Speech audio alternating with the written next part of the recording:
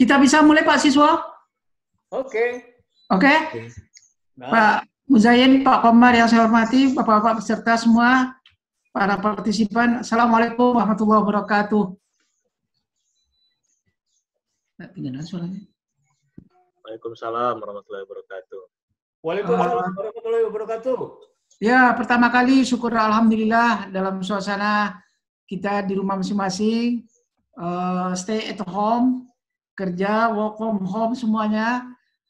Dalam suasana begini kita masih dapat melaksanakan sebuah kegiatan yang direncanakan oleh Jambi School of Law and Government, yaitu untuk sebuah acara ceramah yang akan disampaikan oleh yang terhormat Bapak Dr. Andus Siswo Sujanto DA.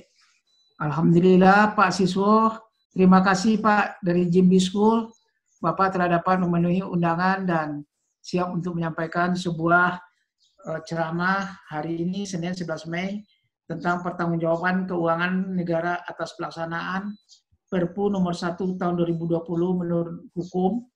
Dan saya kira Pak, menurut yang saya lihat Pak Siswo dan Bapak-Bapak, Ibu-Ibu para peserta, ini adalah sebuah topik masalah yang banyak dibahas dengan sikap dan pemikiran perspektif yang pro dan kontra terhadap Perpu nomor 1 tahun 2020 ini. Dan ini adalah menyangkut tentang masalah pertanggungjawaban keuangan negara. Kita menghadirkan seorang pakar. Saya tahu betul Pak Siswo, sudah lama kita kenal, beliau memang ahli di bidang keuangan negara ya. Dengan pengalaman beliau yang cukup panjang di bidang ini, kita mengharap Pak Siswo dapat memberikan sebuah pencerahan bagi kita tentang apa sesungguhnya makna pertanggungjawaban pengelolaan keuangan negara yang sekarang akan dilaksanakan berdasarkan Perpu nomor 1 tahun 2020 ditinjau dari sudut hukum keuangan negara. Sementara tentu akan banyak sekali aturan-aturan di bidang tentang keuangan negara yang berbeda dengan substansi yang tercantum di dalam Perpu nomor 1 ini. Saya pikir Pak Siswo sudah cukup kita kenal dengan baik sebagai ahli hukum keuangan negara. Ya, beliau sudah lama berkecimpung di dalam bidang spesialisasi beliau ini. Kalau boleh kita sebutkan saja secara ringkas, Pak Siswo ini beliau adalah ketua tim kelompok kerja yang pernah dulu menyusun undang-undang tentang keuangan negara, keuangan publik ya. Undang-undang perbendaharaan negara, undang-undang tentang audit, itu semuanya Pak Siswo ikut di dalamnya. Sekarang beliau aktif mengajar di beberapa universitas sebagai dosen, memberikan saran kepada lembaga pemerintah pusat dan daerah, terutama dalam penerapan konsep keuangan publik baru. Memberikan bantuan kepada Komisi Pemberantasan Korupsi, KPK, dan beliau juga sebagai ahli keuangan publik dalam beberapa kasus. Sering sekali Pak Siswo tampil di pengadilan memberikan keterangan ahli tentang kasus yang diajukan ke pengadilan. Beliau juga aktif menulis dalam artikel dan beliau juga adalah ketua tim likuidasi untuk BRNAD Nias, komisi dari Dr. Rumah Sakit Karyadi Semarang, tahun 2005 sampai 2009, asisten kepala otorita Batam. Beliau juga asisten direksi Rumah Sakit Dr. Karyadi pernah itu ya, sampai sekarang. Dan juga staf ahli Badan Audit Tertinggi untuk Hukum Keuangan Publik. Nah ini yang beliau lulus dari Institut Keuangan Publik Jakarta, kemudian dari Prancis Institut International d'Administration Publique Paris, dan juga Keuangan Publik Université de Paris, course de teknik negosiasi, dan kemudian juga Public Lokakarya Manajemen Pengeluaran di Tokyo. Saya kira itu sedikit perkenalan dengan Pak Siswo yang akan menyampaikan sebuah ceramah dalam rangka pencerahan bagi kita semua para partisipan, yaitu tentang pertanggungjawab pengelolaan keuangan negara atas dasar Perpu nomor 1 tahun 2020 ditinjau dari sudut hukum keuangan negara. Semoga dalam suasana pagi yang cukup segar ini, kita di masing-masing tempat di rumah kita dapat mengikuti acara pagi ini dengan penceramah kita, presenter dari yaitu Pak Siswo, Dr. Andus Siswo Sujanto, dan karena itu kami persilakan sepenuhnya kepada Pak Siswo untuk menyampaikan pokok-pokok pikiran mengenai pertanggungjawab pengelolaan keuangan negara ini berdasarkan Perpu yang Pak Siswo, kita belum tahu nih Pak Siswo, kalau dalam media sosial katanya sudah akan jadi undang-undang besok. Iyo. Nah, tapi ini saya dengar itu baru banggar ya. Oh iya, tapi itu iya. Apakah ini sudah benar-benar menjadi undang-undang besok disepakati oleh DPR sesuai dengan mekanisme pembentukan undang-undangan Undang-Undang 12 tahun 2011? Kita tunggu besok Pak, 1 hari lagi Pak. Tapi untuk merespon berlakunya Perpu nomor 1 jadi undang-undang, maka kita akan dengar lebih dahulu ceramah yang mudah-mudahan cukup menarik yang akan disampaikan oleh Pak Siswo Sujanto. Secara ringkas, itu saja pengantar dari saya, Pak. Saya Zafrullah Salim dari Jimli School of Law and Government. Dan karena itu kepada Pak Siswo kami persilakan untuk menyampaikannya. Silakan. Baik, terima kasih. Bapak, ini suara saya bisa ditangkap? Baik. Cukup. Oh iya, Pak. Tampilan cukup, bagus. Menangkap suara Pak Siswo ya. Semua bisa? Oke, baik. Bisa, Pak. Ya, bisa. Baik. Bisa, Pak. Ya. Bisa, Bapak. Cukup jernih? Ya, Pak, cukup. Oke, bagus. Jernih, Pak. Ya, terima kasih Pak Zul. Pak Zul, terima kasih sekali atas pembukaannya dan perkenalannya. Dan kemudian ada satu hal Pak Zul yang saya ingin sampaikan kepada para peserta itu. Di Jimli School itu biasanya kita membuat course, kemudian menyampaikan pandangan-pandangan yang sifatnya ilmiah. Jadi kita tidak ada, kalaupun pemikiran itu berbeda dengan pihak-pihak lain, itu tidak kita menciptakan partisan ya. Kita tidak, ya, Pak. Kita tidak berada dimanapun, tetapi kita mengkaji berada di berbagai hal yang ada di luar sana berdasarkan kaidah-kaidah dan konsep-konsep ilmiah, gitu kan ya? Oke, jadi inilah yang harus kita pegang teguh bersama, sehingga seandainya ada pandangan-pandangan nanti yang agak sedikit berbeda dengan apa yang berada di luaran sana, bukan berarti kita ada yang disengaja, bukan, tetapi bahwa kaidah-kaidah secara konsep ilmiahnya adalah seperti itu. Baik, kalau diizinkan saya akan mulai.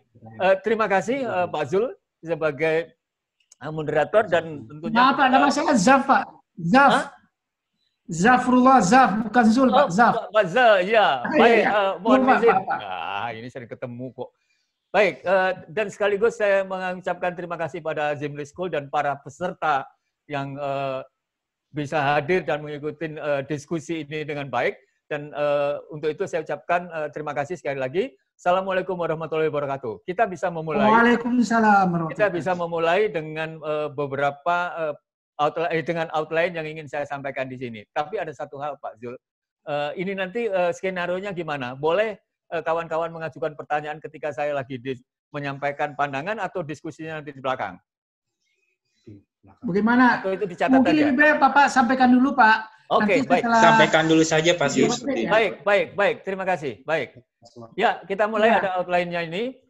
Kita akan melihatnya ini dari 3 sisi. Ya.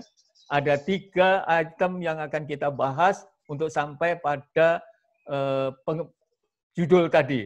Yang pertama kita menggunakan tool of analysis, yaitu landasan pikir atau landasan dasar untuk kita melakukan analisa terhadap Perpu tersebut, dan kemudian itu akan kita jadikan alat untuk membuat analisa yang sesuai dengan judul tadi, yaitu bagaimana sih sebenarnya pertanggungjawaban pengelolaan keuangan negara ditinjau dari sudut hukum keuangan negara terkait dengan pelaksanaan Perpu itu sendiri. Terus yang kedua adalah objek. Objek itu mestinya Perpu itu yang akan kita bahas. Dan kemudian terakhirnya adalah kita menarik simpulan dari sebuah analisis. Jadi analisisnya kita buat di situ, nanti kemudian kita simpulkan. Baik, kita mulai. Jadi kita melihat bahwa sebenarnya pengelolaan negara itu di guide di dalam sebuah aturan ya, yang mengatur hubungan hukum antara rakyat dan pemerintah. Ya. Dan saya di situ state dalam pengelolaan keuangan negara. Tapi sebenarnya ini hubungan antara rakyat dan pemerintah ini sangat luas. Ya. sangat luas, bukan hanya sekedar berkaitan dengan masalah pengelolaan keuangan negara. Pengelolaan keuangan negara itu adalah bagian kecil tetapi penting. Ya. Kalau orang mengatakan ini tidak penting amat lah, tetapi ini utama gitu ya. Bisa aja dikatakan gitu. Jadi hubungan antara rakyat dengan pemerintah di dalam pengelolaan negara diatur di dalam Undang-Undang Dasar, jadi itu landasan utamanya. Kemudian berikutnya adalah yang ini adalah bagaimana peran rakyat dalam penentuan pembiayaan dan kegiatan negara.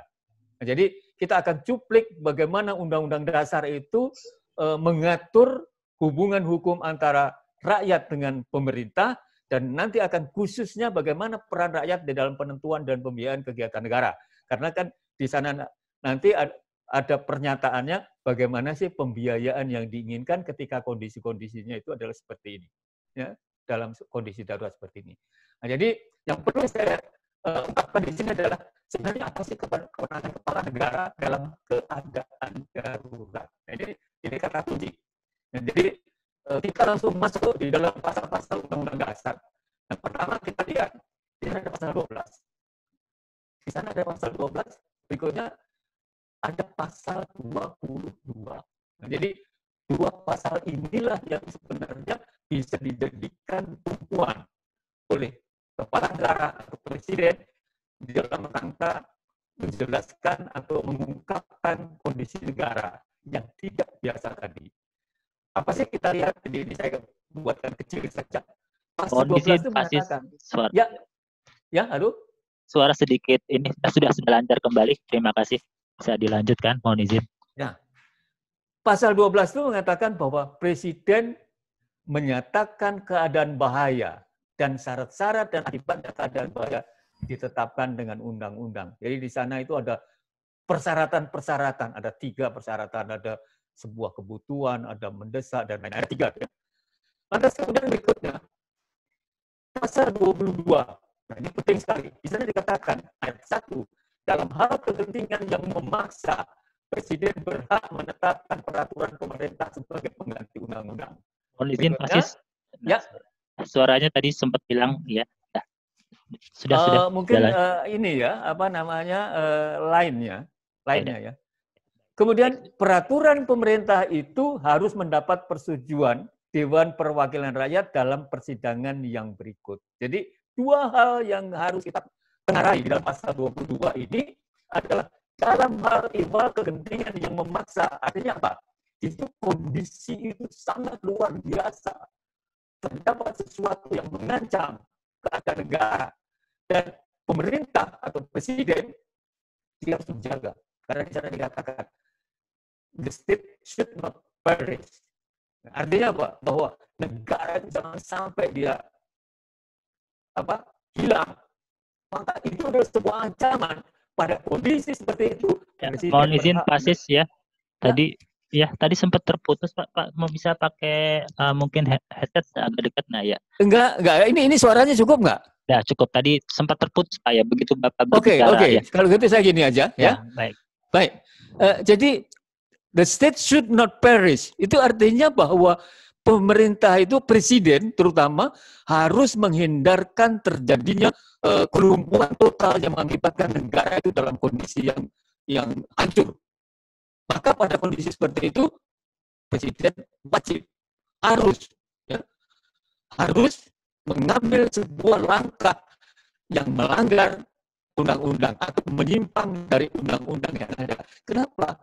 Ya, dikatakan bahwa dalam kondisi darurat itu tidak ada undang-undang yang bisa diberlakukan. Karena disitulah terjadi sebuah kekosongan hukum. Jadi kuncinya adalah pada kondisi yang tidak seperti biasanya, tidak ada undang-undang yang bisa digunakan. Kenapa? Kalau kita tanya pada ahli hukum, mereka akan selalu mengatakan bahwa ternyata undang-undang itu memang disusun pada kondisi-kondisi normal. Ya kan? Nah, karena terjadi pelanggaran-pelanggaran terhadap kaidah-kaidah baku yang biasa dilaksanakan, maka Perpu merupakan sebuah legitimasi. Tetapi jangan salah, bahwa Perpu yang merupakan legitimasi tadi harus nantinya dipertanggungjawabkan pertanggungjawabkan kepada rakyat apakah benar atau tidak. Ya, nah, ini yang penting. Kemudian akibatnya terhadap pengelolaan keuangan negara itu apa? Ini yang harus kita pahami bersama. Tata kelola melalui sistem APBN. Apa maksudnya? Saya berulang-ulang selalu mengatakan ada 3 hal bahwa undang-undang APBN itu disusun oleh lembaga eksekutif. Yang salah ya. Kemudian disetujui oleh lembaga legislatif setelah dibahas bersama. Ya.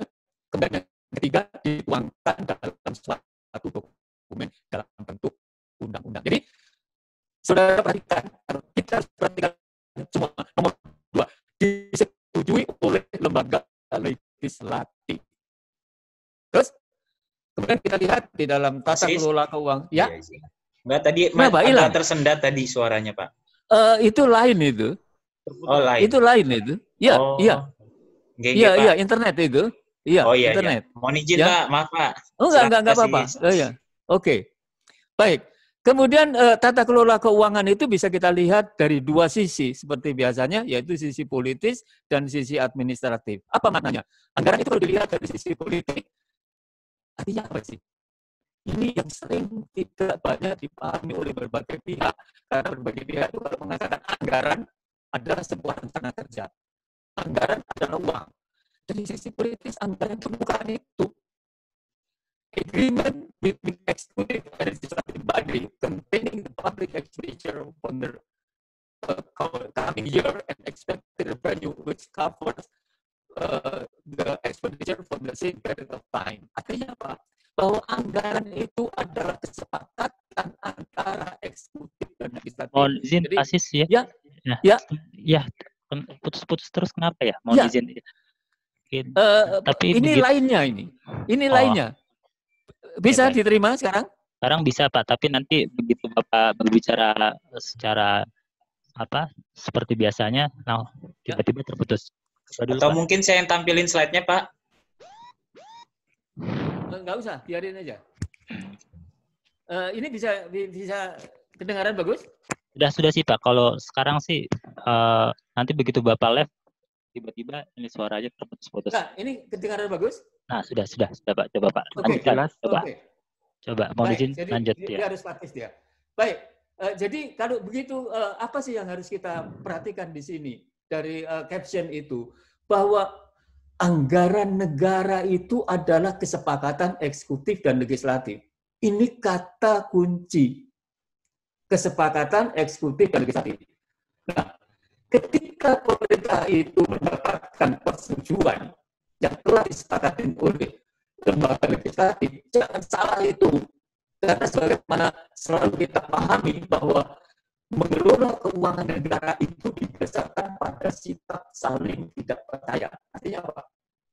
Lembaga legislatif itu tidak begitu saja melepaskan. Oleh karena itu mereka mempunyai alat kendali atau yang kita kenal dengan political control tools, dan kita biasanya lihat di dalam bentuk azas atau prinsip dasar tata kelola keuangan negara. Yaitu yang pertama, ini yang paling kunci. Prinsip anterioritas. Apa sih maksudnya? Prinsip anterioritas mengatakan bahwa semua kegiatan yang dilaksanakan oleh pemerintah harus mendapat persetujuan terlebih dahulu dari lembaga legislatif. Ini saudara-saudara sekalian, mohon diperhatikan bahwa kata ini adalah kata kunci yang sehari-hari dikenal oleh berbagai pihak dalam bentuk ketentuan-ketentuan yang sangat sederhana, yang bunyinya begini, dilarang membuat perikatan apabila tidak cukup dana atau tidak tersedia dana dalam APBN. Artinya apa? Ketika tidak ada alokasi di dalam APBN, tidak tersedia dana dalam APBN, itu artinya lembaga legislatif tidak pernah setuju terhadap kegiatan yang diusulkan. Ini nomor 1 ini adalah kata kunci. Inilah sebenarnya yang termuat di dalam undang-undang dasar. Yang kedua, azas periodisitas mengatakan bahwa anggaran itu punya masa, yaitu 1 Januari sampai 31 Desember. Artinya apa?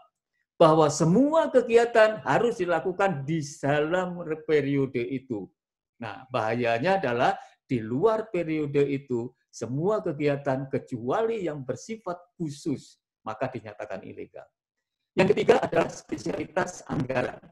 Spesialitas anggaran itu apa? Alokasi yang ada di dalam Undang-Undang APBN, itu Anda perhatikan, besarannya tertentu, tujuannya tertentu, dan manfaatnya tertentu. Artinya apa? Tidak boleh digeserkan oleh lembaga eksekutif. Supaya apa? Supaya tidak seenaknya. Nah, tiga hal ini kalau saudara perhatikan, hanya dapat dilanggar bila terjadi kondisi force majeure. Nah, jadi kalau kondisinya force majeure, kalau kondisinya darurat, maka pemerintah boleh membuat kegiatan-kegiatan yang belum pernah diberikan persetujuan. Dia boleh melanggar aturan-aturan tentang periodisasi. Dia boleh menggeserkan anggaran yang kemarin digunakan untuk A menjadi untuk B. Saya berikan contoh. Ketika terjadi kasus tsunami di Aceh, saudara perhatikan, hampir setiap tsunami terjadi Desember. Pertanyaan, apakah ketika itu semua pengeluaran untuk pembiayaan rehabilitasi di semua daerah ketika terdampak tsunami sudah pernah dianggarkan? Ya belum lah. Tidak pernah ada itu. Maka pemerintah menciptakan pengeluaran-pengeluaran, menciptakan kegiatan-kegiatan itu dengan kemampuan dia, dengan pemikiran-pemikiran dia, dilandasi oleh sebuah deklarasi bahwa telah terjadi kondisi darurat. Artinya apa? Anggaran yang telah ditetapkan pada tanggal 31 Oktober itu tidak bisa dilaksanakan pada Januari. Kenapa? Oh iya, nggak nyambung itu untuk daerah Aceh. Bukan hanya di Aceh, itu nanti impaknya terhadap berbagai pengeluaran. Dan saudara perhatikan, ketika terjadi pada bulan Desember, maka pengeluaran-pengeluaran dilakukan pada Januari, Februari, sampai Desember tahun yang bersangkutan, sampai berikutnya, tahun berikutnya. Lantas kemudian spesialitas anggaran ditetapkan misalnya untuk pengembangan kemampuan masyarakat di sana. Karena kemarin itu ditetapkan seperti itu, hari ini yang dibutuhkan adalah upakara untuk mereka-mereka yang terdampak atau yang sudah meninggal ataupun evakuasi, maka pergeseran-pergeseran itu sangat mungkin dilakukan. Dan itu semua, saudara perhatikan, tidak perlu menunggu izin dari lembaga legislatif. Wah, ini tak kuncinya. Nah, itulah sebenarnya kata magicnya, bahwa Perpu adalah, kalau saya boleh menyatakan, banyak pihak mengatakan, nggak enak, dengan Perpu itu mesti ada sesuatu yang tidak sesuai dan itu tidak nyaman. Oh iya, Perpu sebagaimana tadi saya sampaikan adalah sebuah legitimasi terhadap pelanggaran kaidah-kaidah yang sudah ada. Jadi ini dalam bahasa sederhananya, Perpu ini mengatur penyimpangan-penyimpangan atau pelanggaran-pelanggaran terhadap kaidah-kaidah baku. Nah sekarang kita lihat, Perpu yang saudara baca hari ini, Perpu nomor 1 tahun 2020 itu, apa isinya? Maaf, kalau Pak. kita lihat ya. Ya, jadi sore keputus lagi ya. Mungkin iya. Jangan goyang-goyang kayak. Enggak ada. Enggak ada. Oh ya, baik. Enggak ada, ini sudah statik semua. Statik. Baik, Pak. Bisa dilanjut, okay. Pak ya. Baik, terima kasih. Masih kedengaran? Bagus? Bagus sih, Pak, kalau lagi begini, Pak. Coba. Baik. Oke. Atas kemudian ini kita lihat, saudara-saudara, itu sebenarnya ini adalah konsideran. Ya, konsideran dari Perpu itu sendiri. Kita dikatakan bahwa penyebaran coronavirus disease, yang dinyatakan oleh WHO, ya kan, sebagai pandemi pada sebagian besar negara. Sekarang pertanyaan, apakah sebenarnya ini pernyataan di dalam konsideran mengingat itu merupakan sebuah deklarasi kondisi darurat atau bukan? Kemudian kita lihat, nggak cukup di situ. Apa yang dirasakan? Bahwa implikasi pandemi ini sudah berkaitan dengan implikasi. Bukan raison d'être, bukan alasan dasar kenapa Perpu itu harusnya lahir. Bukan. Kalau tadi saya sampaikan bahwa Perpu itu lahir harus berdasarkan sebuah deklarasi kondisi darurat. Sekarang kita lihat, ini bukan kita mau cari-cari, coba lihat itu. Ini adalah considerance menimbang. Di A, tidak bunyi. Di B, tidak bunyi. Di C, juga tidak bunyi. Jadi kalau begitu, apa dasar, apa landasan, atau maksud dan tujuan diterbitkannya Perpu ini? Apakah Perpu ini merupakan jawaban terhadap kondisi darurat, sebagaimana tadi saya sampaikan, ataukah jawaban terhadap akibat dari sebuah kondisi darurat? Nah, ini dua hal yang berbeda loh. Walaupun di luar sana, itu banyak ahli mengatakan, ya nggak apa-apa, itu kan kondisinya darurat. Sehingga akibatnya pun bisa kita masukkan di Perpu. Nah, pertanyaannya sederhana. Kalau kita mengaca tadi pasal 22 Undang-Undang Dasar, maka urutan berpikirnya atau alur logiknya dideklarasikan, kemudian diambil langkah, ya kan, yang diwadahi di dalam bentuk Perpu untuk menyimpang terhadap kaidah-kaidah yang ada. Nah, ini nggak tahu ini tertangkap enggak antara landasan, maksud dan tujuan lahirnya Perpu itu sendiri. Kemudian kita lanjutkan. Harusnya lahirnya Perpu itu dilandasi dengan penetapan bencana non-alam. Nah, deklarasi inilah yang dilakukan oleh Presiden yang bisa dijadikan dasar pengambilan putusan kita menyusun Perpu. Ini alur logika yang harusnya kita bangun. Tetapi kalau di luar sana dikatakan, oh nggak apa-apa, karena kan itu sudah diketahui oleh banyak pihak, karena itu sudah mengancam dunia. Nah, sekarang pertanyaan saya sendiri agak sederhana. Memang kalau mengancam dunia bisa mengancam Indonesia? Ya belum pasti kan? Karena ternyata ada beberapa negara yang tidak terancam oleh COVID-19 kan? Nah, secara bercanda saya mengatakan, kalau di RT itu dikatakan bahwa penduduk di RT itu mengalami dampak yang luar biasa di dalam perekonomian karena akibat COVID-19 ini, akibat PSBB. Pertanyaannya, apakah seluruh rumah tangga di RT seperti itu? Jawabannya enggak. Sehingga tidak seluruhnya harus mengambil kondisi-kondisi darurat. Nah, ini yang harus kita pahami, bagaimana seharusnya Perpu itu konstruksinya disusun berdasarkan Undang-Undang Dasar. Ini pola-pola logik yang kita susun berdasarkan sebuah Undang-Undang Dasar. Kita nggak cari yang lain. Baik. Lantas kemudian, atas dasar konsideran tadi, akhirnya Perpu itu diberi judul ini. Perpu diberi judul tentang kebijakan keuangan negara dan stabilitas sistem keuangan untuk penanganan pandemi coronavirus disease. Padahal deklarasi tentang kondisi yang mengancam di Republik ini baru lahir kemarin, tanggal 14 April. Ini yang harusnya dilakukan, pemikiran-pemikiran ini. Kenapa sih bukan deklarasi dulu? Terus kemudian banyak pihak yang mengatakan, oh ini dilakukan pada kondisi darurat, maka diberlakukan hukum tata negara darurat. Kalau hukum tata negara darurat boleh dilakukan dulu baru deklarasinya. Ya sudah, kalau memang ada yang berpendapat kayak gitu. Tapi kalau saya sih deklarasi itu jauh lebih gampang daripada nyusun Perpu.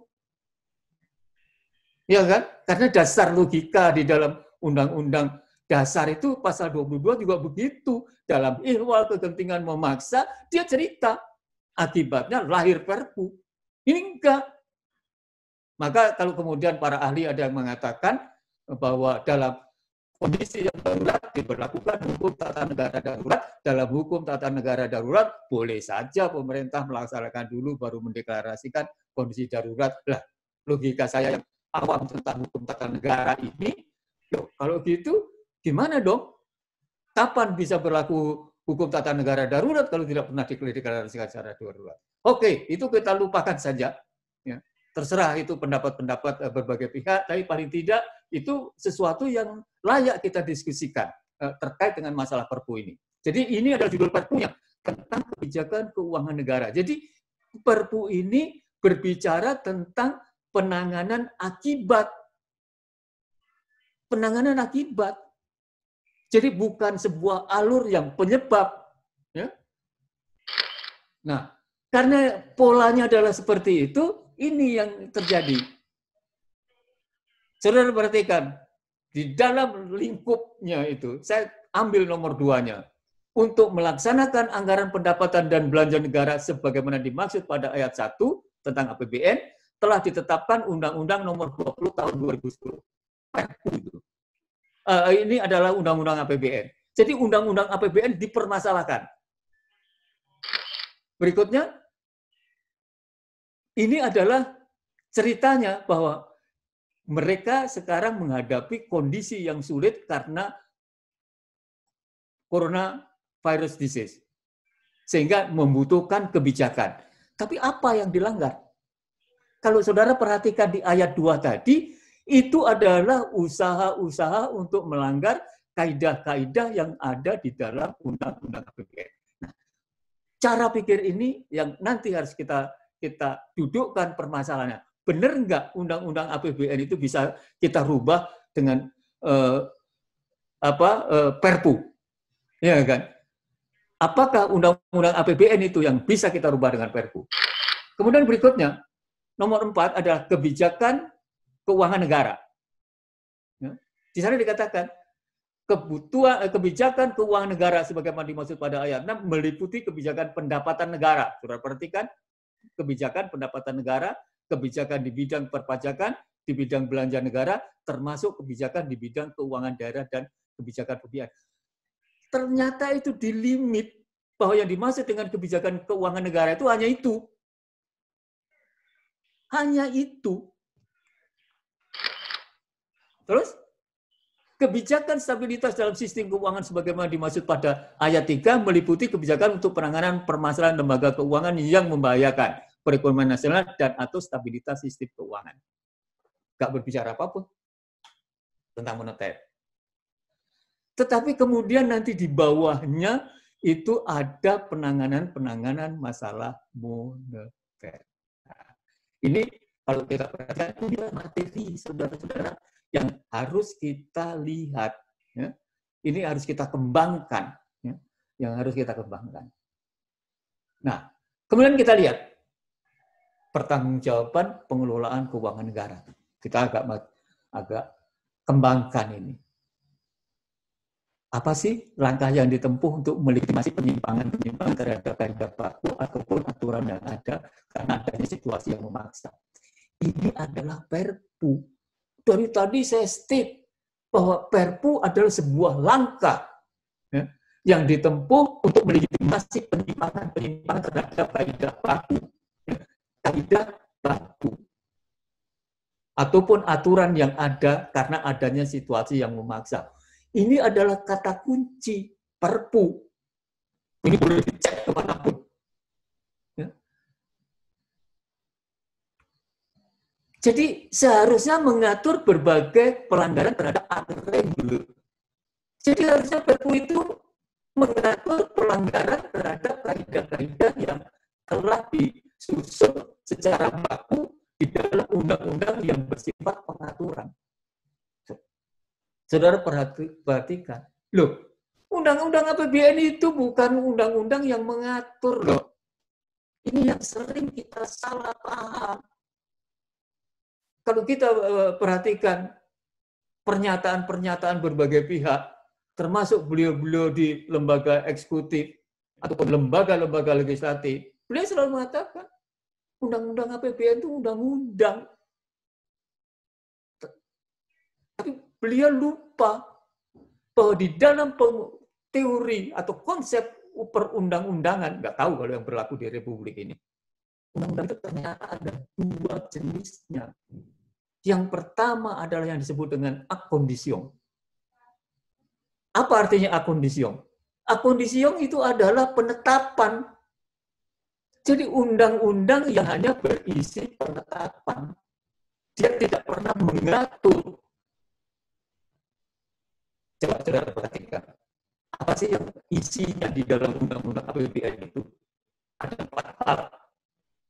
Yang pertama, menetapkan besarnya belanja. Dibahas di lembaga legislatif, kemudian diputuskan. Yang kedua, menetapkan besaran penerimaan. Yang ketiga, menetapkan besaran selisih kalau terjadi. Yang keempat, menetapkan bagaimana cara membiayai atau menutup selisih itu yang telah terjadi. Saudara-saudara sekalian, keputusan itu yang menjadi pernyataan di lembaga legislatif sebagai budget right. Jadi hak budget lembaga legislatif itu isinya 4 itu. Dia menyetujui besaran pengeluaran yang akan dibuat oleh pemerintah untuk masa yang akan datang berdasarkan kegiatan-kegiatan yang diusulkan. Kemudian dia menyetujui. Mohon izin. Ya. Nah, ya tadi sempat terputus lagi ya. Bisa, hilang lagi. Ya, udah, bisa dilanjut lagi. Mohon izin, Pak Sis. Iya, terima kasih. Jadi kemudian menetapkan besaran penerimaan untuk menutup pembiayaan itu. Nah, kemudian ada pertanyaan, Mas, Mbak Yu, kalau seandainya penerimaan itu tidak bisa mengcover seluruh pengeluaran yang tadi sudah disetujui, apa yang dilakukan oleh pemerintah? Kemudian pemerintah diizinkan, oke, Anda kan punya alat. Apa yang dilakukan oleh pemerintah? Untuk menutup itu, dia punya 4 alat. Yang pertama, mencetak uang. Ini yang diteriakkan kemarin, aneh. Diteriakkan oleh berbagai pihak. Kemudian ada yang mengatakan, hati-hati loh. Kalau Anda mencetak uang semaunya, kemarin dikatakan sekian ratus triliun, apa yang terjadi? Inflasi itu, Mas. Kemudian dikatakan, kalau Anda tidak bisa mencetak uang, Anda boleh melakukan penutupan dengan cara menaikkan pajak. Tidak mungkin lah. Karena kondisi-kondisi seperti ini,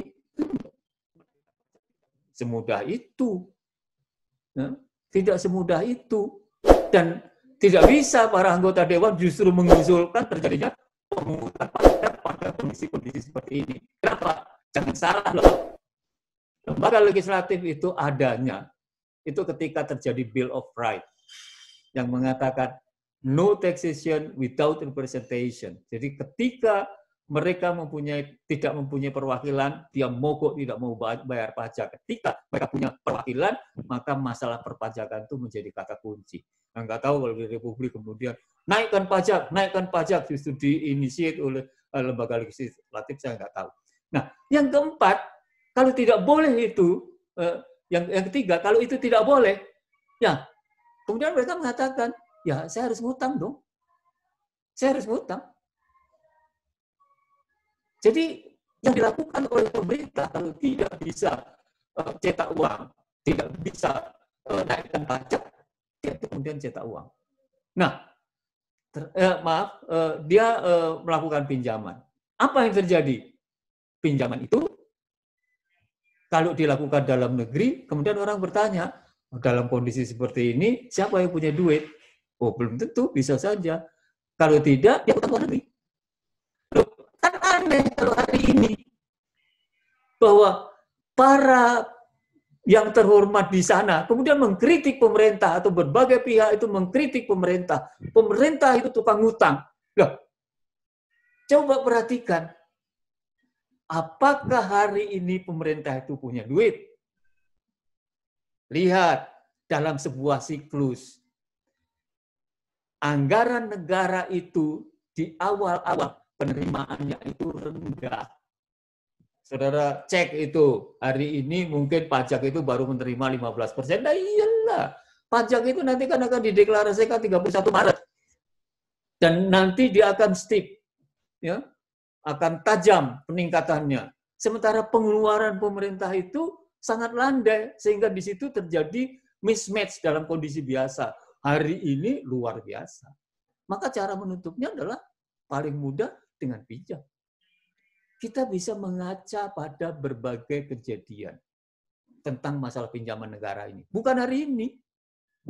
negara-negara Eropa sana pada saat negara itu kondisinya sulit, kemudian negara itu mengatakan kepada rakyat, rakyat aku ini dalam keadaan kesulitan untuk membiayai kondisi-kondisi yang seperti ini. Tolong bantu apa yang dilakukan. Mereka buka pinjaman dalam negeri. Hebatnya lagi, pinjaman dalam negeri itu bunganya 0%. Jadi kalau saudara perhatikan sejarah pinjaman kondisi pandemi itu mereka 0%. Di beberapa negara ada yang lebih hebat lagi. Kalau di Perancis ada yang istilahnya rang viager itu, pinjaman masyarakat kepada negara pada kondisi itu, mereka bilang, sudahlah pemerintah biaran aja pegang duitnya, saya nggak ambil lagi itu. Luar biasa. Di sini pemerintahnya dicela kemana-mana. Habis. Saudara-saudara sekalian, kembali lagi pada Undang-Undang APBN yang merupakan ad conditium, itu hanya merupakan objek dari ad regle. Jadi, tidak bisa. Dia disuruh merubah itu nggak bisa. Merubahnya pakai apa? Caranya apa? Ya kan? Caranya adalah yang harus dirubah adalah kaidah-kaidah bakunya. Tadi dikatakan itu merupakan objek dari ad regle. Ad regle itu adalah undang-undang yang bersifat mengatur. Undang-undang yang bersifat mengatur yang berkaitan dengan pengeluaran negara, penerimaan negara, tentang defisit, tentang pembuatan utang atau piutang. Undang-undang apa? Yaitu Undang-Undang Keuangan Negara. Jadi saudara-saudara sekalian, mestinya Perpu ini mengatur berbagai penyimpangan terhadap Undang-Undang Keuangan Negara. Ya, ya. Jadi kalau tadi saya katakan bahwa Perpu itu melakukan penyimpangan-penyimpangan dan itu dilegitimasi terhadap kaidah-kaidah baku, kaidah-kaidah baku dalam tata kelola keuangan negara yang boleh dilanggar dalam kondisi darurat, 3 tadi. Yang pertama adalah asas anterioritas, yaitu bahwa pada kondisi seperti itu, pemerintah dapat mengatur, membuat pengeluaran, dapat membuat penerimaan, dapat membuat defisit yang melebihi. Jadi defisit yang sekarang ditentukan 3, itu dapat melebar menjadi 5. Dan itu semua ternyata sudah diatur secara rinci di dalam Undang-Undang Keuangan Negara, pasal 12, pasal 13, pasal 15. Jadi saudara-saudara sekalian, mestinya Perpu ini mengatur penyimpangan-penyimpangan kaidah yang ada di dalam Undang-Undang Keuangan Negara. Karena apa? Pasal 27 ayat 4 Undang-Undang Keuangan Negara mengatakan, dalam keadaan darurat, pemerintah dapat melakukan pengeluaran-pengeluaran yang menyimpang. Tentunya yang menyimpang dari kondisi-kondisi yang atau ketentuan-ketentuan yang sudah ada. Jadi dengan demikian, tentunya dengan segala akibatnya. Sehingga itu nanti akan berpengaruh terhadap penerimaan, berpengaruh pada defisit, dan lain-lainnya. Jadi tidak perlu diatur seperti yang sekarang ditulis di Perpu itu, diaturlah berapa besaran pengeluarannya, diaturlah berdasar penerimaannya, diaturlah defisitnya. Bukan. Langgar saja itu pasal 12, 13, 14, 15, dan pasal 22 dan 23 dalam beberapa ayatnya, maka akan terjadi undang-undang APBN baru yang ternyata melanggar kaidah-kaidah, yaitu prinsip anterioritas dan prinsip spesialitas. Maka lahir undang-undang baru. Inilah yang kemudian nanti harus dipertanggungjawabkan. Jadi kalau kemudian di sini kita tanya pertanggungjawaban keuangan negaranya kayak apa, ya ini. Jadi undang-undang keuangan negara itu harus diperhatikan. Ternyata di sana mencakup subbidang fiskal dan sekaligus mencakup subbidang moneter. Saudara, kalau membaca undang-undang keuangan negara, coba perhatikan. Undang-undang keuangan negara itu mencakup 3 subbidang. Subbidang fiskal, subbidang moneter, dan subbidang kekayaan negara yang dipisahkan. Dalam kaitan ini, yang harus diperhatikan, yang akan kita langgar berkaitan dengan penanganan kasus-kasus pandemi ini adalah bagaimana mengelola undang-undang APBN. Bagaimana menciptakan pengeluaran-pengeluaran negara yang belum disetujui. Bagaimana kita menarik uang dari rakyat tanpa mendapatkan persetujuan. Itu di satu sisi, itulah bidang fiskal. Itulah yang harusnya dilakukan oleh Kementerian Keuangan. Dan mestinya dengan adanya Perpu itu, Menteri Keuangan itu sudah lebih gesit.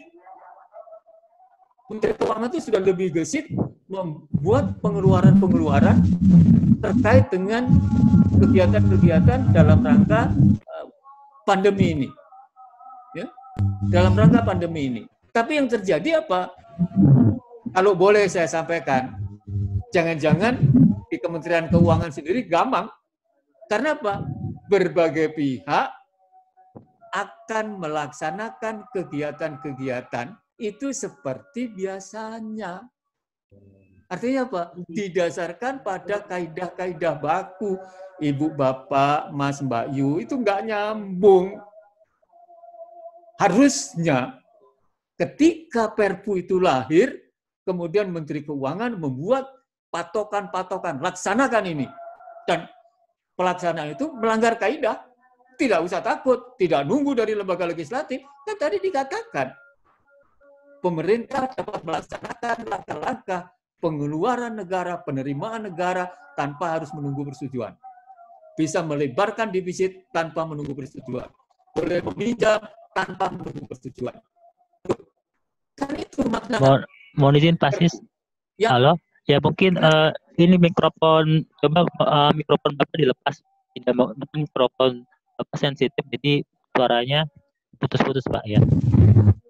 Tidak usah pakai mikrofon. Putus nggak? Coba Pak, dicabut aja Pak mikrofon. Oke. Dah, Sudah? coba Pak. Dah, coba Pak. Tidak usah pakai mikrofon Pak ya. Coba. Oke, sekarang? Ya, oke Pak, coba. Mohon izin. Oke. Ini bisa ditangkap di sana suaranya? Bisa Pak. Coba Bapak berbicara Pak. Baik. Jadi saya ulangi lagi, mestinya hari ini di Kementerian Keuangan itu tidak menunggu izin dari lembaga legislatif, pergeseran-pergeseran anggaran, tidak menunggu. Karena apa? Kondisi darurat itu tidak bisa menunggu. Kondisi darurat itu tidak bisa menunggu. Nah ini kan tidak.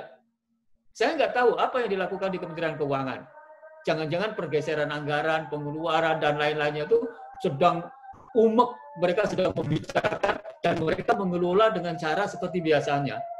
Loh, kalau itu yang dilakukan, artinya apa? Loh, nggak ada dong sense of crisis-nya. Tidak ada sense of crisis-nya. Padahal, Perpu itu menginginkan penanganan secara cepat. Dan oleh karena itu dilakukan secara khusus. Dan itu dilakukan dalam bidang fiskal berkaitan dengan masalah penerimaan, masalah pengeluaran. Kalau kita berbicara tentang masalah pengeluaran, artinya apa? Itu nanti ada kaidah-kaidah baku yang mungkin tertuang dalam undang-undang atau perundang-undangan. Dan itu semua terlanggar dan itu segera ditata. Maka di Kementerian Keuangan itu mestinya merumuskan kaidah-kaidah mana yang dilanggar dan bagaimana caranya. Saudara-saudara sekalian, kalau saya boleh mengingatkan saudara, kita itu pernah punya pengalaman di dalam pengelolaan anggaran. Karena selama ini, Menteri Keuangan itu merupakan dua anggaran. Yang pertama yang disebut dengan anggaran biasa, anggaran 15 kalau zaman dulu. Kemudian anggaran luar biasa, yaitu anggaran 16. Anggaran 16 itu diantaranya adalah untuk penanganan kondisi darurat. Apa yang terjadi? Di dalam penanganan kondisi darurat itu pengeluaran dilakukan dengan cara yang sangat luar biasa. Accelerated. Mestinya itu dong yang dilakukan hari ini. Bagaimana cara menggeserkan, bagaimana cara mengajukan, bagaimana cara menarik uangnya, bagaimana cara membuat pertanggungjawaban, itu yang harus ditiru hari ini dan itu dituangkan di dalam ketentuan-ketentuan Kementerian Keuangan. Kita sudah punya. Jadi sebetulnya dulu anggaran 15 dan anggaran 16. Anggaran 16 itulah yang dulu digunakan untuk penanganan khusus seperti ini. Dan itu berbeda caranya. Bukan sesuatu yang baru. Ya, bukan sesuatu yang baru. Nah, hari ini yang 16 itu menjadi 99 penanganannya sama. Dalam hal-hal penanganan darurat ini. Loh, kenapa bukan itu yang kemudian dikembangkan menjadi peraturan Menteri Keuangan agar semua orang tidak lama? Itu kan sebuah pelanggaran terhadap tata kelola administrasinya. Nah, nanti yang punya sendiri tanggung jawabnya lain. Nah, kemudian di bidang moneter, undang-undang keuangan negara itu berkaitan dengan bidang moneter. Masalah-masalah yang terkait dengan masalah-masalah moneter itu nanti akan diatur, dikelola melalui peraturan Gubernur Bank Indonesia. Saudara-saudara sekalian, jadi sebenarnya kalau kita perhatikan dari apa yang tadi saya sampaikan, Perpu itu mestinya mengatur kaidah-kaidah yang menyimpang. Karena dia mengatur undang-undang APBN dan mengatur masalah moneter, masalah keuangan negara ini, kalau saudara perhatikan 12, 13, 14, 15 yang ada dalam undang-undang keuangan negara, 22 dan 23, itu hanya berkaitan dengan fiskal. Nah, kalau gitu moneternya mana? Nah, maka moneternya nanti diatur secara tersendiri sesuai dengan kaidah yang ada di dalam undang-undang keuangan bahwa moneter itu dikelola oleh bank sentral yang merupakan kekayaan negara yang dikelola di luar sistem APBN tetapi intra pemerintah dan di bawah kendali lembaga legislatif. Nah, ini yang seharusnya dilaksanakan untuk menggunakan untuk kegiatan-kegiatan yang akan bisa kita lakukan dengan cepat dengan Perpu ini. Baik. Saya ingatkan lagi, apa yang belum dilanggar, yaitu anterioritas. Artinya apa? Pemerintah itu bisa membuat pengeluaran, tidak usah menunggu, bisa membuat kegiatan, tidak usah menunggu persetujuan. Itulah makna dari Perpu. Itu malah makna dari Perpu. Saya nggak tahu, mudah-mudahan pemerintah sudah lebih jauh melakukan kegiatan-kegiatan. Tapi sepanjang ini kalau saya boleh melihat gitu, mungkin di Kementerian Keuangan sendiri mungkin ragu karena teman-teman itu belum punya patokan. Bagaimana caranya saya melanggar? Kenapa? Kaidah-kaidah pelanggarannya belum ditata. Jadi saya selalu menyampaikan, Perpu adalah kaidah-kaidah yang tertuang di situ yang digunakan untuk melegitimasi pelanggaran. Tunjukkan itu mana, ya kan?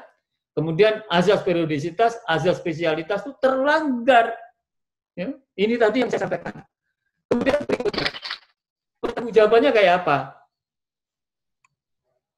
Nah, pertanggungjawaban itu ada dua hal, yaitu pertanggungjawaban politis dan kedua pertanggungjawaban administratif.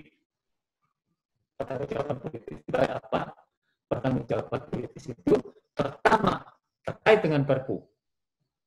Tadi Bapak moderator kita, Pak Zal, sudah menyampaikan, Pak Sis, besok itu sudah akan diketok palunya. Apakah besok menjadi undang-undang atau tidak? Artinya apa? Itu kan Pak Zal? Iya kan? Artinya apa? Artinya apa? Ketika Perpu itu disetujui oleh lembaga legislatif, maka pertanggungjawaban pemerintah terhadap penyimpangan kaidah-kaidah itu menjadi legitimate, Bapak. Menjadi legitimate. Pemerintah bisa membuat pengeluaran yang menyimpang dari undang-undang APBN, bisa menarik penerimaan dengan caranya sendiri. Makanya di pasal terakhir dari Perpu isinya, ya. Mau izin Pak Sis, mungkin slide Bapak ditutup saja mungkin karena koneksinya mungkin lagi kurang bagus. Oh gitu? Ya slide, jadi Bapak nggak usah menekan slide Pak ya, mungkin keluar dulu slide-nya mungkin Pak ya. Mungkin berat dari situ Pak ya. Ya, keluar aja? Ya keluar aja Pak ya. Udah Pak, Bapak sudah bisa dilanjut. Bisa dilanjut sekarang? Ya, Bapak, mohon izin ya. Oke. Nah, jadi kalau gitu, terkait dengan Perpu ini, artinya apa? Tadi saya sampaikan, ketika Pak Moderator mengatakan, besok itu ketok palu, artinya apa? Pertanggungjawaban pemerintah terhadap lahirnya Perpu yang mestinya isinya adalah penyimpangan-penyimpangan terhadap kaidah baku sudah sip. Sudah disetujui. Dan itu menjadi undang-undang. Artinya apa? Bahwa pertanggungjawaban politisnya selesai.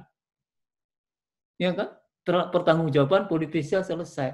Kemudian apalagi yang ditunggu oleh lembaga legislatif? Satu, yaitu terkait dengan realisasi APBN yang berbeda, yang disusun berbeda dengan kaidah-kaidah yang sudah ada.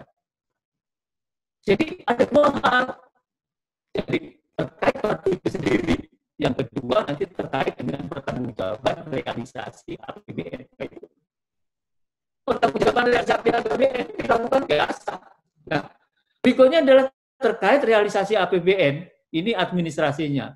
Jadi kalau banyak pihak yang mengatakan, wah BPK itu nanti tidak perlu campur tangan atau tidak harus campur tangan, loh ya nggak bisa lah. Itu realisasi APBN. Itu di bawah kendali BPK. Auditnya di bawah kendali BPK. Karena lembaga legislatif tetap akan bertanya, realisasi terhadap anggaran yang menyimpang dari kaidah-kaidah baku berdasarkan Perpu, realisasinya kayak apa? Maka teman-teman auditor nanti di BPK dia akan berpegang pada penyimpangan-penyimpangan terhadap kaidah-kaidah baku, dan penyimpangan-penyimpangan itu dinyatakan sebagai kaidah baku sementara. Maka sepanjang realisasinya sesuai dengan kaidah-kaidah yang tadi, yang disusun di dalam Perpu tadi, maka para auditor mengatakan, oke, fine, everything is fine, dan hal itu bisa diterima dengan baik. Nah, jadi yang kita tidak boleh bingung, karena selama ini orang kan menjadi sangat bingung, nanti akan disusun berdasarkan apa pelaksanaan anggaran itu. Nah, kalau mestinya Perpres itu, Perpu itu mengatur tentang pelanggaran-pelanggaran terhadap kaidah, maka pelanggaran-pelanggaran terhadap kaidah itu kemudian dijadikan sebuah norma baru, ya, dalam kondisi darurat. Maka realisasi APBN tadi ataupun realisasi kebijakan moneter itu didasarkan pada kaidah-kaidah baku yang tertuang dalam Perpu yang sudah dijadikan undang-undang. Itu mau dijadikan undang-undang atau belum dijadikan undang-undang, itulah yang nanti diatur oleh kawan-kawan auditor. Pak Moderator, itu yang bisa saya sampaikan sementara. Ya. Presentasinya Pak, presentasinya Pak. Ya. Pak Siswa sudah selesai. Sudah waktunya bisa untuk tanya jawab Pak. Ini suaranya kan sama kan? Bapak suaranya juga putus-putus kan? Oke, apa? Apakah sudah bisa para peserta? Silakan. Iya, para Pak. Jadi waktunya sekitar 30. Ya. Oh ya. Jadi artinya Pak Siswa sudah menyampaikan keluhan dari ceramah beliau mengenai pertanggungjawaban keuangan negara tadi. Maka kepada para peserta, Bapak-bapak, Ibu-ibu, kami persilakan untuk mengajukan. Untuk pada sesi pertama ini cukup 3 saja dulu pertanyaan. Untuk sebelum Bapak-bapak, Ibu menyampaikan pertanyaannya, ini ada pertanyaan yang sifatnya tertulis tadi, Pak. Ya, baik. Kaidah-kaidah apa saja yang dilanggar dalam Perpu? Silakan Pak, kalau Anda kata ada yang mau memberikan. Nah itu Pak, ada pertanyaan tertulis, kaidah-kaidah apa saja yang norma Perpu itu yang melanggar kaidah-kaidah yang Bapak sebut tadi itu anti-priority, periodicitas, speciality, itu apa saja yang dilanggar oleh norma yang terdapat dalam Perpu itu Pak. Kami silakan Bapak-bapak, Ibu menyampaikan pertanyaan. Ya, boleh saya Pak Moderator. Silakan Pak. Selamat siang, Masis. Ya. Rudi, Masis. Ya. Dengar Rudi. Ya, oke, Pak Rudi Widodo. Silakan Pak Rudi. Silakan Pak. Lama nggak ketemu Pak Sis. Ya, cepat aja. Pak Sis, sebenarnya dalam yang dijelaskan Pak Sis sangat komprehensif. Namun saya melihatnya dari satu sisi yang aspek teknis nih Pak. Jadi kalau kita hanya melakukan aktivitas pemerintah di dalam melakukan dari satu sisi ya Pak Sis, dari belanja itu tidak menggunakan dokumen anggaran yang formal, ini di belakang hari akan menjadi problem. Sehingga Kementerian Keuangan pasti akan menyusun peraturan untuk pelaksanaan belanja agar lebih efektif, sehingga memang sehingga terasa agak lambat gitu ya. Tetapi ini untuk menjaga akuntabilitas dari belanja negara yang pasti akan dikeluarkan. Di dalam peraturan teknisnya itu malah ada salah satu pasal yang menyatakan bahwa pemerintah boleh mengeluarkan belanja sebelum ada kontraknya, sebelum ada dianggarkan dan sebagainya. Ini sebuah terobosan yang luar biasa. Jadi memang kita perlu mengapresiasi teman-teman di Kementerian Keuangan bahwa mereka itu berjam dan malam untuk bisa melaksanakan tindak lanjut Perpu yang dalam hal teknisnya perlu hati-hati. Itu komen dari saya Pak Sis terkait tadi beberapa aspek yang Pak Sis sampaikan. Terima kasih Pak Sis. Baik. Oh iya Pak, terima kasih. Langsung aja dulu jawab Pak Sis. Ya. Bisa dulu. langsung dijawab Pak. Baik. Yang pertama kaidah apa yang dilanggar? Ya. Tadi saya sampaikan, kaidah yang dilanggar itu yang pertama adalah prinsip anterioritas. Artinya apa sih?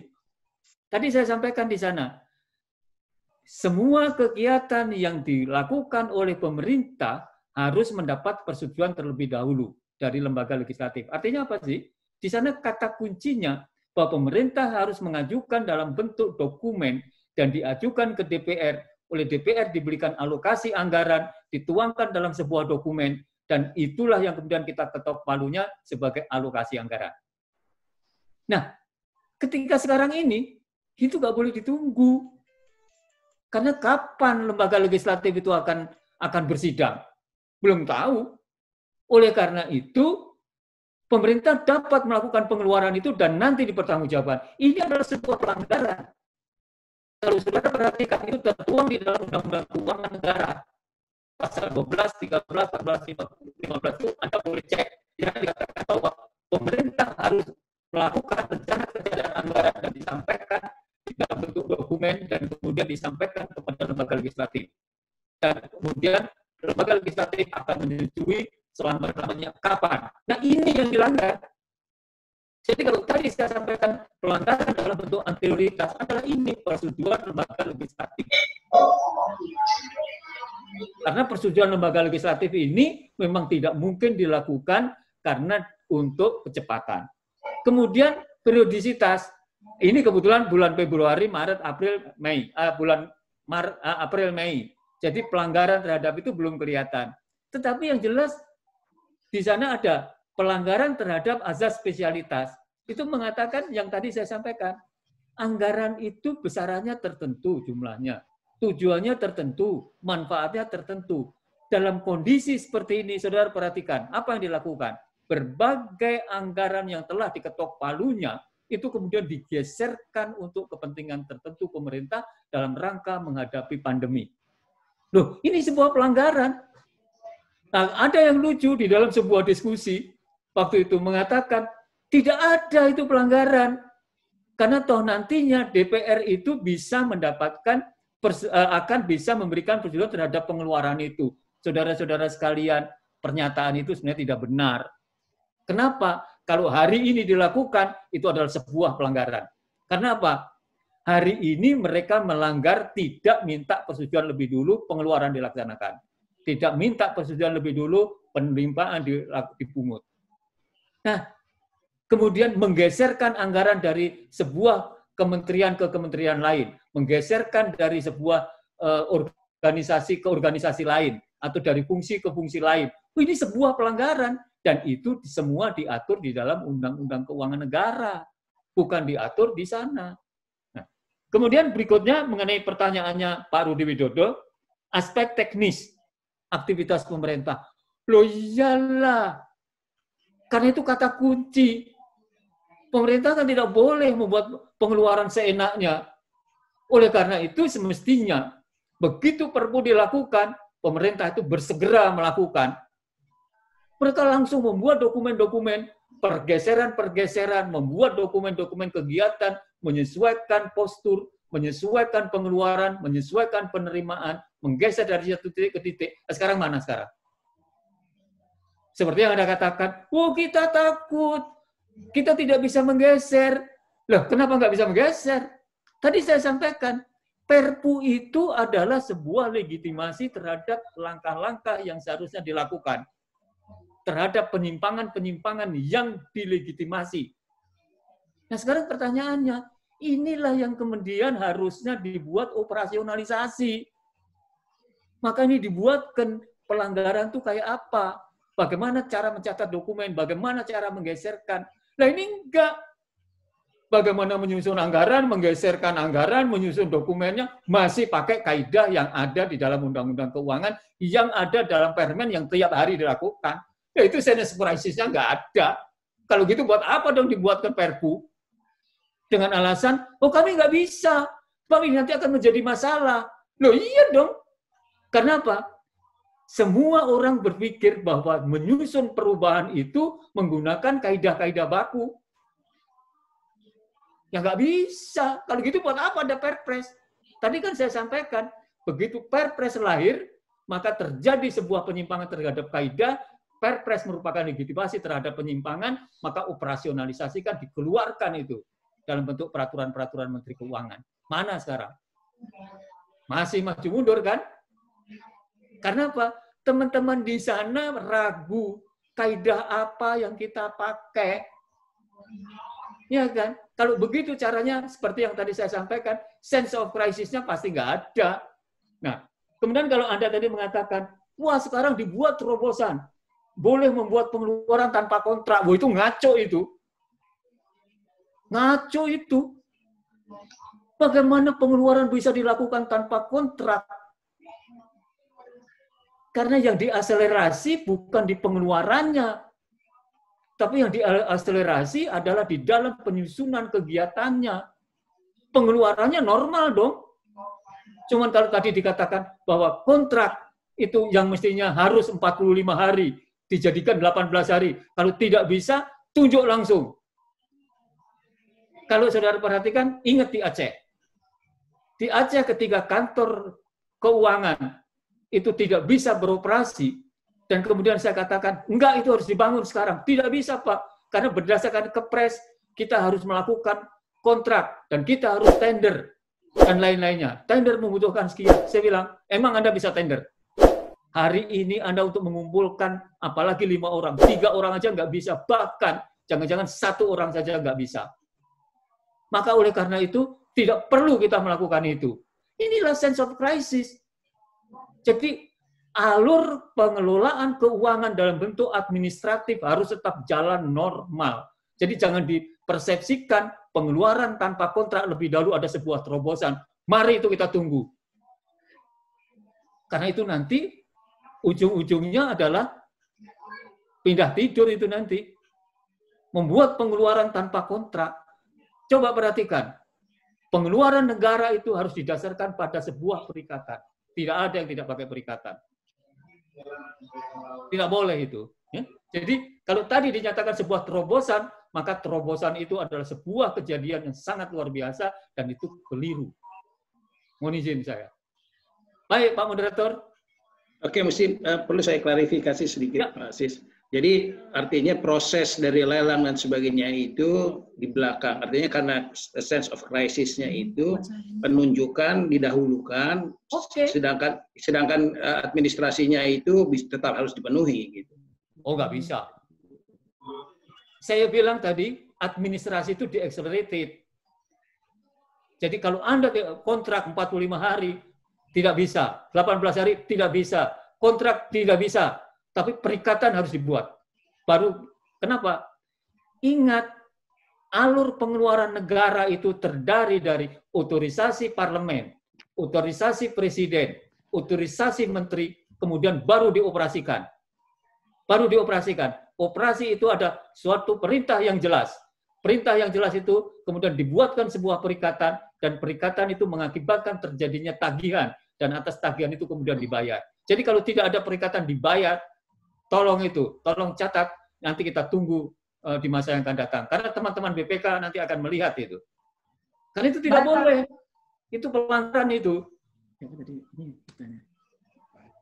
Oke. Kira Pak Siswa masih ada pertanyaan berikutnya, Pak. Silakan. Kesempatan kepada Pak Edward dan Ibu Eliana ya. Ibu Eliana. Pak Edward. Pak Edward dulu ya. Pak Edward, silakan Pak Edward. Ya, terima kasih Pak Moderator, Mas Zafrullah. Pak Siswo, tadi disebutkan kan juga sudah dicontohkan ada beberapa kaidah yang bisa dilakukan penyimpangan. Nah, kemudian nanti pada dilakukan penyimpangan, Bapak. Oke. Oke. Nah, berarti nanti dalam proses pada saat audit, apakah itu nanti kemudian ada hal-hal yang bisa dianggap permakluman atau pembenaran gitu, Pak? Bapak, tadi saya sampaikan kan? Ya, silakan Pak. Mohon izin, Perpu adalah alat untuk melegitimasi penyimpangan kaidah-kaidah baku.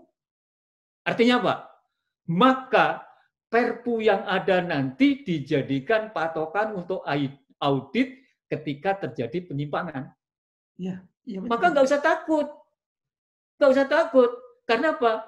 Para auditor nanti, beliau-beliau itu akan menggunakan kaidah-kaidah yang menyimpang, yang dikendalikan oleh Perpu dan dituangkan di dalam peraturan Menteri Keuangan dan Gubernur BI. Haruslah seperti itu.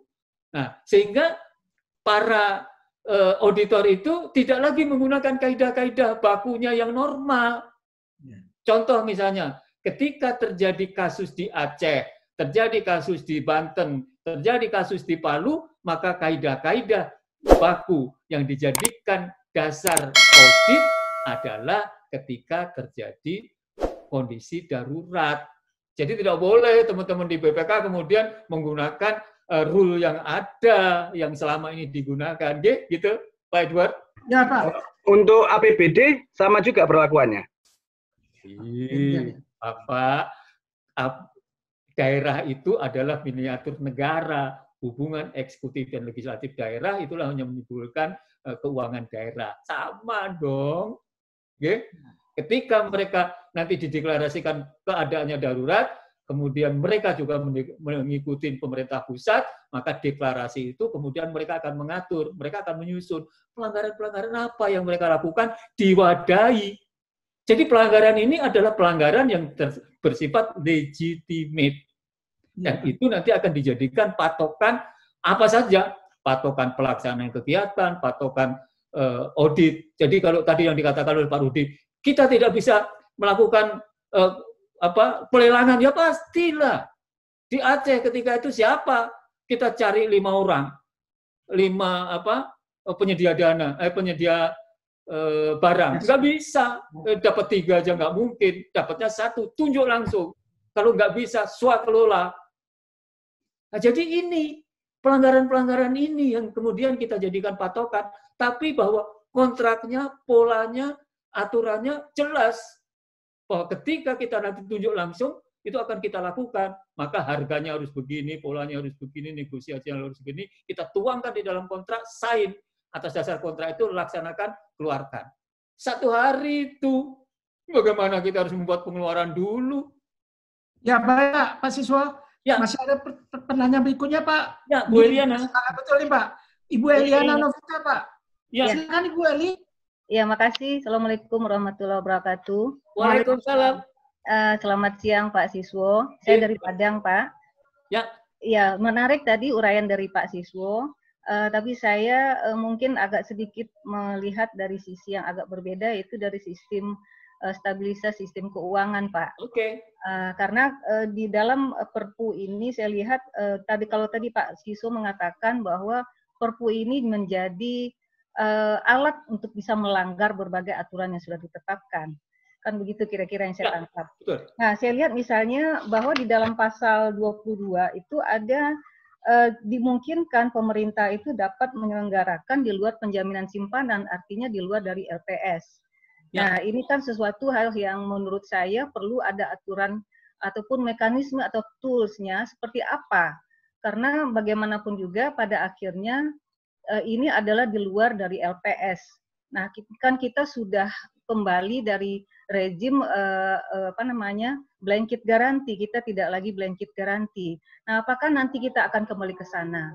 Kemudian juga misalnya ada aturan yang mengatakan dalam Perpu itu adanya pinjaman likuiditas khusus kepada bank sistemik. Nah, kita ketahui bank sistemik ini kan ditentukan kalau tidak salah per 6 bulan ya, mana yang termasuk bank sistemik. Nah, kalau ada pinjaman likuiditas khusus ini kepada bank sistemik, yang mana itu dia? Apakah kalau dia dikatakan di sini itu pinjaman likuiditas khusus ini adalah untuk bank sistemik yang tidak memenuhi persyaratan pemberian pinjaman likuiditas jangka pendek.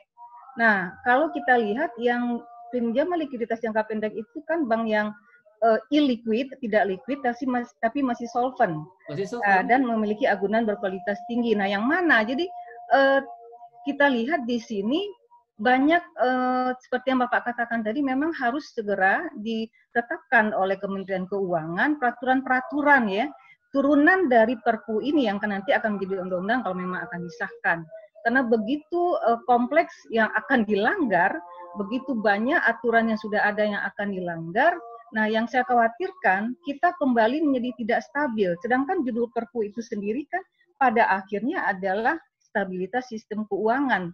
Nah, ini yang dikhawatirkan. Kita tidak ingin tentu adanya Perpu itu membuat menjadikan kondisi itu menjadi instabil. Iya. Kalau instabil tentu ya kita kacau lagi. Kita kembali pada tahun 97-98. Dan kemudian juga yang saya ingin tekankan di sini bahwa kita tidak punya pengalaman, saya rasa sepanjang negara kita ini berdiri menyusun peraturan perundang-undangan dalam kondisi krisis kesehatan. Nah, ini mungkin yang harus kita lihat bahwa penyusunan peraturan perundang-undangan ini menjadi harus komprehensif karena menyangkut adanya krisis kesehatan. Kita tidak seperti tahun 97, 98 atau 2008 kita hanya krisis sistem keuangan, terdampak dari kondisi keuangan di negara lain juga. Nah, ini mungkin yang seperti yang Bapak katakan tadi, Pak Siswo katakan, memang harus cepat. Nah, nanti kalau tidak cepat ya kita khawatir kalau sudah ada Perpu, sudah diundangkan, nanti kita kebingungan, Pak. Karena begitu banyak perkaitan antara suatu elemen dengan elemen lain yang mungkin akan membuat stabilitas sistem keuangan kita terganggu. Itu pendapat saya. Terima kasih, Pak. Ya, terima kasih sekali. Pak Moderator, boleh langsung? Yes. Ya, Bu Eliana, terima kasih sekali. Jadi sebenarnya kita itu harusnya bukan krisis kesehatan yang ditangani, tetapi adalah terjadi kondisi darurat karena krisis, maka bagaimana cara menangani? Maka akibat dari krisis itu adalah pada sektor keuangan. Gitu loh. Ya. Oleh karena itu, sebenarnya ini berkaitan dengan masalah bagaimana tata kelola keuangan di dalam rangka membiayai atau menghadapi krisis. Ya. Jadi sebenarnya itu. Tetapi kita kan mengatakan ini adalah krisis kesehatan. Sebenarnya krisis kesehatan itu adalah trigger. Makanya tadi saya sampaikan bahwa itu harus menjadi alasan utama terjadinya Perpu. Ya. Dan tindakannya Perpu itu adalah membuat tindakan-tindakan di bidang tata kelola keuangan. Nah, terus kemudian kalau tadi Ibu mempertanyakan terjadi penyimpangan penjaminan LPS, bisa saja pada suatu saat lembaga itu terubah berdasarkan sebuah kecepatan. Tetapi pertanyaannya, loh, kalau itu nanti tidak dilakukan penjaminan oleh LPS, siapa lagi yang menjamin? Kan gitu kan? Iya. Ini kan sesuatu yang dikhawatirkan. Ya. Karena apa? Lembaga yang bisa menjamin ini eksis sebenarnya. Bukannya tidak ada. Kan gitu kan? Betul. Nah, kalau kemudian hari ini tiba-tiba karena kondisinya darurat kemudian itu dihapuskan, berarti fungsinya kan selama ini tidak maksimal dong. Ya. Kan seolah-olah begitu kan? Padahal seharusnya tidak seperti itu. Oleh karena itu tadi saya sampaikan, ini sebenarnya bukan di bawah kendali Kementerian Keuangan, Ibu. Ya. Kenapa? Karena pengertian keuangan negara itu mencakup kebijakan fiskal dan kebijakan moneter. Maka kebijakan ini berada di bawah kendali Gubernur Bank Indonesia. Tetapi dalam kondisi darurat, kebijakan fiskal dan kebijakan moneter itu dikendalikan oleh sebuah komite untuk kepentingan nasional. Nah, jadi harusnya begitu. Jadi tidak dilakukan oleh Menteri Keuangan sebagai Menteri Keuangan sebagai pengelola kebijakan fiskal, tetapi harus dilakukan oleh Gubernur Bank Indonesia, kemudian di bawah kendali Menteri Keuangan selaku Komite Kebijakan Stabilitas. Oh, KSSK, Pak ya? Iya, harusnya Stabilitas Sistem Keuangan. Betul. Ya, soalnya kan yang akan mengkoordinasikan kebijakan fiskal dan kebijakan moneter pada kondisi seperti ini adalah harus ada. Tidak mungkin harus langsung presiden kan, maka ditunjuklah komite, kan gitu ya Bu ya? Iya betul, KSSK Pak. Ya. Ya, jadi itu normal. Tetapi maksud saya sependapat dengan Ibu, harusnya itu berada di bawah kendali Gubernur Bank Indonesia karena Ibu di bawah kendali kebijakan moneter, kan gitu kan? Ibu merupakan sebuah rangkaian utuh, ya. KSSK di bawah koordinatornya Menteri Keuangan Pak. Iya, makanya. Tetapi bukan Menteri Keuangan itu sendiri dong. Karena itu kan keuangan negara itu terbagi dalam 2 subbidang kan, fiskal dan moneter. Iya kan? Nah, Ibu LPS itu masuk di dalam kebijakan di bawah subbidang moneter.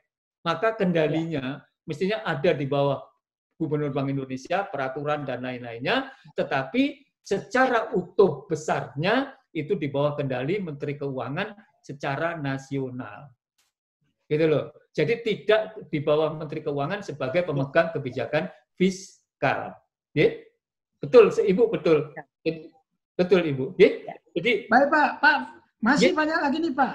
Oh, silakan, monggo. Terima kasih, Pak. Terima kasih Pak Siswo. Pada penanya berikutnya yaitu Bapak Fauzan Prasetya untuk menyampaikan sesuatu yang barangkali langsung saja Pak Fauzan, silakan Pak Fauzan. Baik, terima kasih Pak dari Fauzan. Ya, Pak Fauzan. Ini menarik Pak, diskusi terkait dengan pertanggungjawaban pengelolaan keuangan negara. Jadi, Pak sampaikan bahwa Perpu ini secara garis besar hanya mencakup terkait dengan salah satu sub bidang dari Undang-Undang Keuangan Negara, yaitu mengenai fiskal. Dan moneter, betul. Ya. Nah, tapi di sini kan juga belum mengatur terkait dengan sub bidang kekayaan negara yang dipisahkan, Pak. Belum. Nah, sedangkan kan di berbagai diskursus, Pak, dinyatakan bahwa BUMN selaku tempat kekayaan negara yang dipisahkan ini juga dipersamakan dengan negara, Pak. Yang mana para auditornya dan penegak hukum memandang ini sebagai sebuah negara, begitu, Pak.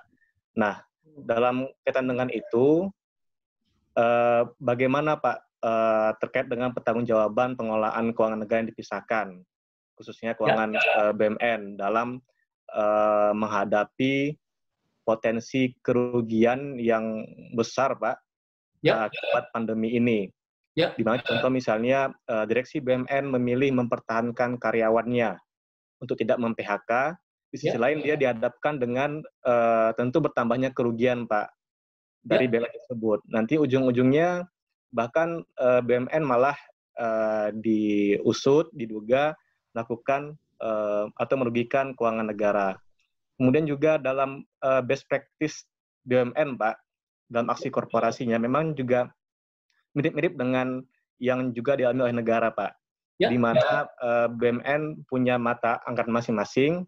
Nah, itu kalau misalnya negara mempunyai perpu untuk menyimpanginya, nah bagaimana, Pak, supaya aman BUMN untuk menyimpangi sesuatu yang telah dianggarkan di RKAP. Sementara itu dulu, Pak. Terima kasih, Pak. Baik, terima kasih. Silakan, Pak. Ya, Pak Fauzan, sehari-hari saya itu selalu mengatakan begini, BUMN itu tiap hari kondisi darurat. Every day is an emergency. Phase to emergency. Kenapa demikian? Loh, dia harus mempertahankan eksistensi, kan? Oleh karena itu, pengelolaan korporasi itu tidak sama dengan pengelolaan birokrasi. Kan itu. Oleh karena itu, selalu saya mengatakan, langkah-langkah yang diambil oleh BUMN itu tidak selalu berdasarkan pola birokrasi yang didasarkan pada sebuah proses, tetapi dia berdasarkan sebuah result. Artinya apa? Dari lama mereka itu sudah boleh melakukan pelanggaran-pelanggaran begini, karena kaidah-kaidah yang disebut dalam korporasi itu tidak sama dengan kaidah-kaidah yang ada dalam birokrasi. Nah, kemudian kalau Bapak tadi bercerita tentang kerugian negara, hati-hati kita menerjemahkan, karena kerugian negara itu tidak semua kekurangan aset negara itu merupakan kerugian negara, kan? Kerugian negara adalah kekurangan aset negara yang disebabkan karena perbuatan melawan hukum para pejabat pengelolanya. Nah, pengertian ini kalau diimplementasikan di lembaga pengelola kekayaan negara yang dipisahkan apa?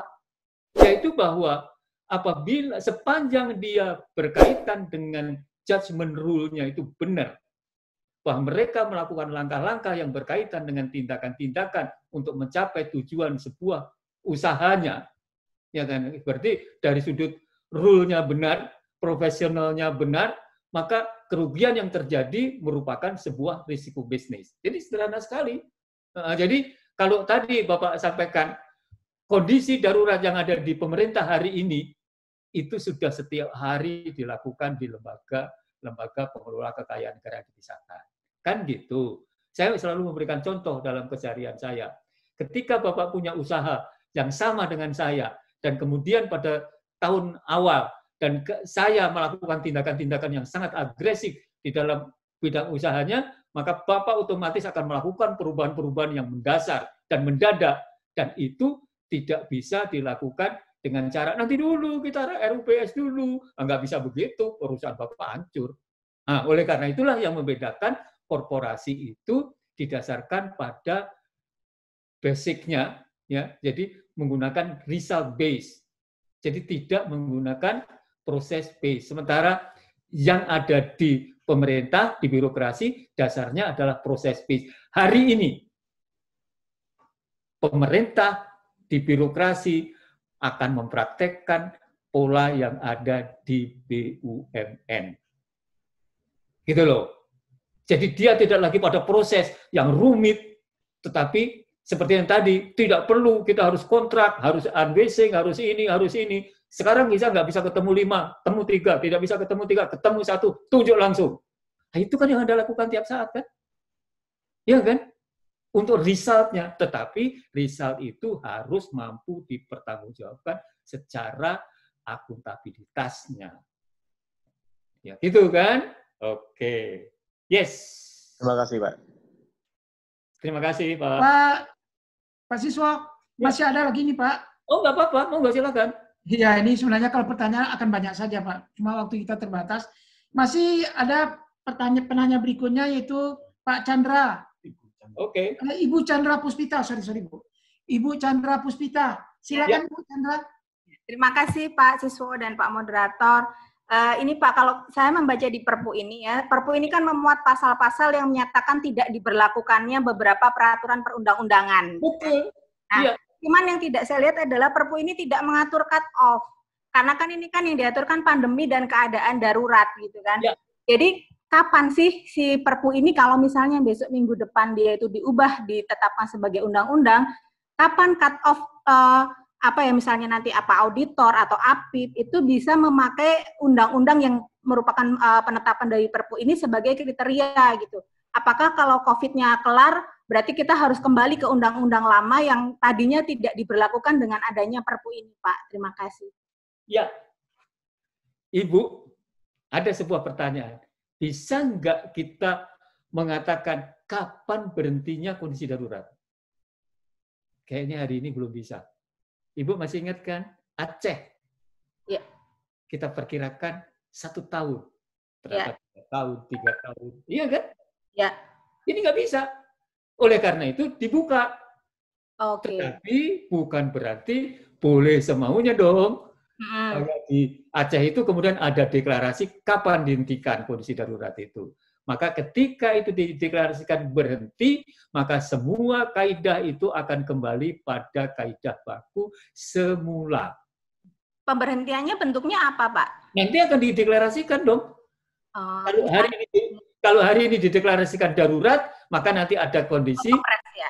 Ya, nanti dideklarasikan kondisi darurat berhenti, maka akibat-akibat kan kalau kita berhenti tidak bisa ngerem langsung kan, tidak bisa mendadak kan. Jadi kalau kita lari 100 km, berhenti itu ngeremnya pelan-pelan kan. Nah, jadi kalau itu dideklarasikan kita berhenti, maka bukan berarti semua ketentuan berhenti. Nanti akan mengikuti administrasinya kapan dihentikan. Pasti ada deklarasinya. Oke? Terima kasih, Pak. Iya, Bu Chandra, monggo. Pak moderator. Ya, masih ada, Pak. Oh, nggak apa-apa. Saya nanti sidang jam 1:30 kok. Ya, online. Ada penanya berikutnya, Pak Robert. Ya. Pak Robert. Silakan Pak Robert. Assalamualaikum Pak Siswa. Ya, waalaikumsalam. Saya Robert Pangiutan Raja Guguk, Pak. Ya, saya Pak Robert. mahasiswa S3, tapi baru pensiun dari Chevron, dari Migas. Siap, Tadi Pak. saya korek nih Pak kalau saya salah mengambil kesimpulan bahwa Perpu ini suatu litigasi undang-undang, tapi kita nggak bisa lepas dari proses kontrak atau perikatan. Pertanyaannya Pak, apabila pengadaan barang dan jasa di migas, contoh misalnya drilling rig atau pengadaan perpat drilling rig, apakah bisa seperti Bapak bilang tadi, kan biasanya proses yang biasanya itu ada tender, penunjuk pelelangan umum, pemilihan langsung, penunjukan langsung, dan swak kelola. Apakah bisa Perpu itu termasuk dalam migas, Pak, dalam bidang migas? Itu aja Pak, pasti Pak. Pak Raja Guguk. Ya Pak. Perpu ini berkaitan dengan masalah-masalah yang sangat urgent. Yang harus kita lakukan tanpa persetujuan rakyat. Pertanyaan, ketika kontrak migas, sehebat itukah kepentingannya? Nah, kalau Bapak mengatakan, oh iya, karena produksinya harus digenjot begini, dan Bapak punya alasan, mungkin Bapak bisa pakai Perpu itu. Tapi Oke, Pak. Kalau Bapak tidak bisa mengatakan bahwa, oh enggak, ini masih bisa besok, masih bisa lusa, Bapak nggak boleh pakai Perpu itu dong. Oke. Gitu ya, Pak Raja? Ya Pak, makasih Pak. Oke. Terima kasih Pak. Terima kasih. Berikutnya Pak Husaini, Pak. Pak Husaini. Ibu Husaini atau Pak Husaini? Ibu, Bapak. Oh, Ibu. Aduh, maaf. Ya. Ya kan. Saya pakai jilbab. Ya. Kelihatan fotonya, Pak. Ya, terima kasih Bapak. Ya. Ya. Mohon izin Pak Siswo mau bertanya. Tadi sudah dijelaskan bahwa pada dasarnya Perpu itu adalah sebuah dasar legitimasi terhadap pelanggaran atas kaidah-kaidah dasar ketentuan peraturan perundang-undangan yang lain, gitu Pak. Ya. Dan kita tahu bahwa Perpu itu, iya Pak? Ya itu ya. Itu bahasa saya. Iya, oke. Iya, siap. Kemudian Perpu itu kan nantinya akan diatur lebih lanjut dalam peraturan Gubernur BI maupun peraturan Menteri Keuangan atau menteri-menteri terkait dengan kebijakan-kebijakan yang sudah ditetapkan dalam Perpu itu gitu ya Pak. Kebetulan saya dari BPKP Pak. Dari sisi auditor, apakah Perpu itu sudah cukup sebagai dasar judgement kita gitu. Misalnya tidak semua tidak semua permasalahan, tidak semua case itu diatur lebih lanjut dalam Gubernur BI maupun PMK-nya gitu. Judgement kita apakah harus tetap mendasarkan pada PMK ataupun peraturan Gubernur BI ataupun peraturan pelaksana dari Perpu itu, atau kita bisa langsung mengambil Perpu itu sebagai suatu kriteria umum begitu terhadap judgement kita pada saat audit gitu. Misalnya tadi terkait kontrak gitu, misalnya tadi bahwa perikatan tetap harus tetap dibuat kontraknya, tetapi prosedurnya Bapak, karena kita kan punya ketentuan tentang PBJ gitu. Nah, apakah ketentuan pelanggaran atas ketentuan PBJ itu tetap harus ditetapkan dalam suatu peraturan menteri atau peraturan LKPP seperti itu? Apakah kita bisa langsung mengacu pada Perpu itu dengan mendasarkan bahwa ini keadaan darurat dan tidak ada peraturan LKPP ataupun peraturan menteri teknis yang mengatur secara eksplisit bahwa itu dinegasikan dari peraturan PBJ yang umum gitu Pak? Ya. Yang pertama. Kemudian yang kedua Pak, satu lagi. Iya Pak, minta pendapat Bapak sedikit terkait dengan pasal 27 Perpu ini Bapak. yang menyatakan bahwa biaya-biaya yang dikeluarkan oleh pemerintah terkait dengan pelaksanaan kebijakan terkait pendapatan, pengeluaran, dan juga pembiayaan itu bukan merupakan kerugian negara. Ya. Kemudian di ayat 2-nya bahwa pelaksananya tidak dapat dituntut secara perdata maupun pidana, dan juga keputusan yang diambil itu bukan merupakan objek gugatan peradilan tun gitu, Bapak. Apakah itu masih dalam satu lingkup pelanggaran atas kaidah baku gitu, Bapak? Karena efeknya akan sangat terasa begitu, apalagi terkait dengan bukan merupakan kerugian keuangan negara seperti itu, Pak. Berarti pertanggungjawabannya hanya terbatas pada selesai pada tataran administratif saja seperti itu. Dan ruang lingkupnya sangat cukup luas gitu terkait perpajakan dan sebagainya, fiskal moneter gitu, Pak. Ya. Ya, Pak Siswo. Ya. Yang terakhir itu yang banyak pertanyaan masyarakat, Pak. Oh iya, hak imunitas atas dasar Perpu bagi orang yang melakukan pelanggaran. Iya. Sangat penting sekali, Pak. Bukan hanya Perpu ini, tapi masyarakat mempertanyakan adanya hak imunitas yang dibangun dalam Perpu nomor 120. Pak Siswa, silakan, Pak. Baik. Yang pertama, saya ingin men-state Ibu Uzaini, ketika Ibu sebagai auditor, itu kan biasanya mencocokkan antara das Sollen and das Sein. Betul kan? Apa yang seharusnya terjadi dan apa yang terjadi. Betul kan? Artinya, ya, Ibu mencocokkan apa yang tertulis dan apa yang dilaksanakan. Nah, kalau seperti ini, kaidah-kaidah yang Ibu pegang di dalam melakukan audit, maka kalau tidak ada yang tertulis, Ibu mau nyocokin sama apa? Ya kan?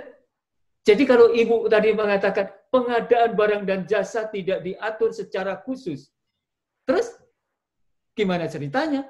Harusnya kan sebagaimana tadi saya sampaikan, Perpu itu merupakan sebuah induk terhadap pelanggaran-pelanggaran, legitimasi terhadap pelanggaran-pelanggaran yang kemudian ditindaklanjuti dengan langkah-langkah operasional di semua lini. Perlunya apa? Dia itu nanti, langkah-langkah itu nanti akan ditinjau. Ibu sebagai auditor akan melihat apakah langkah-langkah operasional itu sesuai enggak dengan perpunya yang melanggar tadi. Gitu. Karena apa? Kalau itu tidak diatur, Ibu mau cocokin pakai apa? Pengadaan barang jasa yang menyimpang tadi.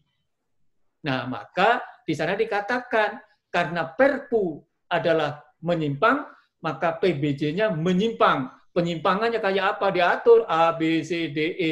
Nah, Ibu nanti ketika melakukan audit, Ibu akan mengecek apakah realisasinya benar menggunakan penyimpangan-penyimpangan itu atau enggak. Ya kalau enggak ada, ya enggak bisa. Ibu nggak bisa menggunakan pola das Sollen dan das Sein. Ya nggak bisa dong. Mau nyocokin pakai apa? Apa yang seharusnya terjadi dengan apa yang terjadi. Karena Ibu tidak ada apa yang seharusnya terjadi. Betul kan? Betul. Nah, oleh karena itu, Perpu itu, sebagaimana tadi saya lanjutkan, di bidang fiskal ditindaklanjuti Menteri Keuangan, di bidang moneter ditindaklanjuti Gubernur Bank Indonesia, dengan jajarannya, tentunya semua aspek yang berkaitan dengan pelaksanaan kegiatan-kegiatan yang berhubungan dengan Perpu itu harus dilakukan perubahan. Penyesuaian maksud saya. So, kalau enggak, ya itu nanti Ibu sebagai auditor, teman-teman juga di BPK, lah terus das Sollen dan das Sein apanya dong? Ya? Oke. Kemudian terkait dengan pasal 27. Saya melihat itu lucu. Pasal itu adalah pasal Parno. Pasal paranoid. Pasal paranoid. Karena sudah dikatakan tadi, ketika Perpu merupakan legitimasi terhadap penyimpangan terhadap kaidah-kaidah, maka kaidah yang menyimpang, yang kemudian dioperasikan, itu tidak bisa dinyatakan salah. Contoh, Ibu tadi memberikan contoh pengadaan barang dan jasa. Hari ini nggak bisa dong. Kita nunggu 5 orang, kemudian kita tenderkan 45 hari. Nggak bisa. 3 orang aja nggak bisa. Dapat 1, hari ini laksanakan kontraknya, besok laksanakan kegiatannya. Nah, aturannya mana? Bikin. Harus bikin. Perlunya apa?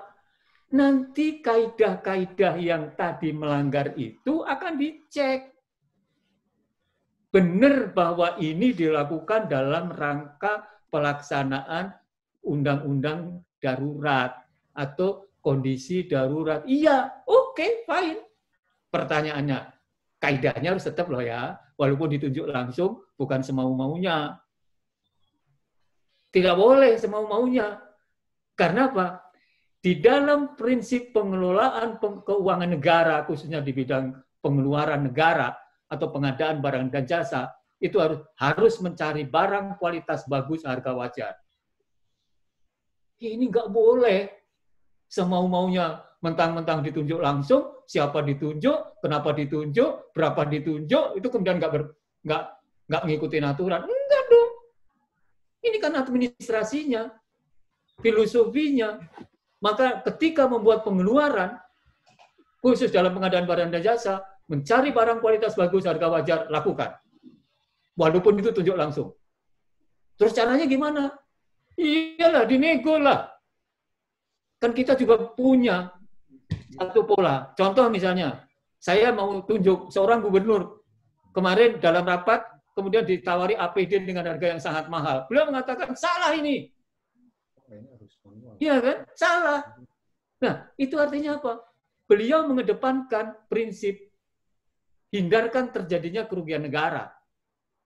Maka kalau itu dilakukan tanpa menggunakan prinsip menghindarkan terjadinya kerugian negara, tidak mencari barang kualitas yang bagus dengan harga wajar, maka, iya kan? Pasal 27 boleh diterapkan. Jadi bukan seenaknya. Nah, ini kan mengatakan bahwa ketika kondisinya darurat, maka semua langkah-langkah yang dilakukan tidak boleh dipermasalahkan. Enak aja.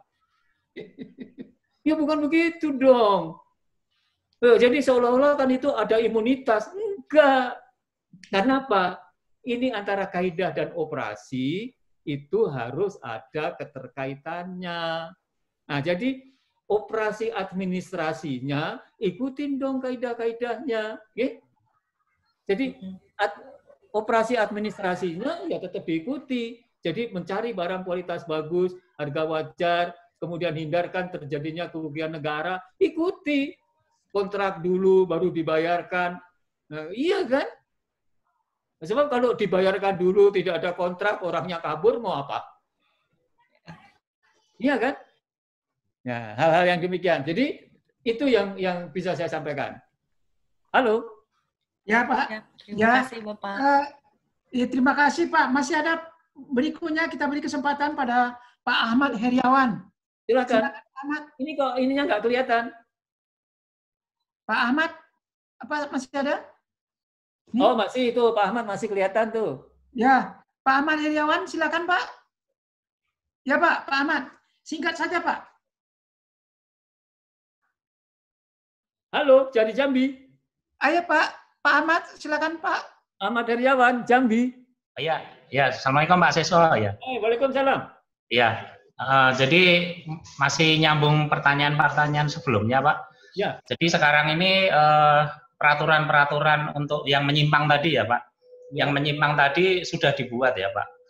Ya. Tadi sudah saya tulis di grup chat tadi bahwa di situ kewenangan-kewenangan ya Pak, misalnya untuk administrasi penganggaran ya, penganggaran misalnya perdipaan itu ya, anggaran itu kewenangan yang dulu biasa di pusat sekarang ada di daerah, dipindahkan ke daerah.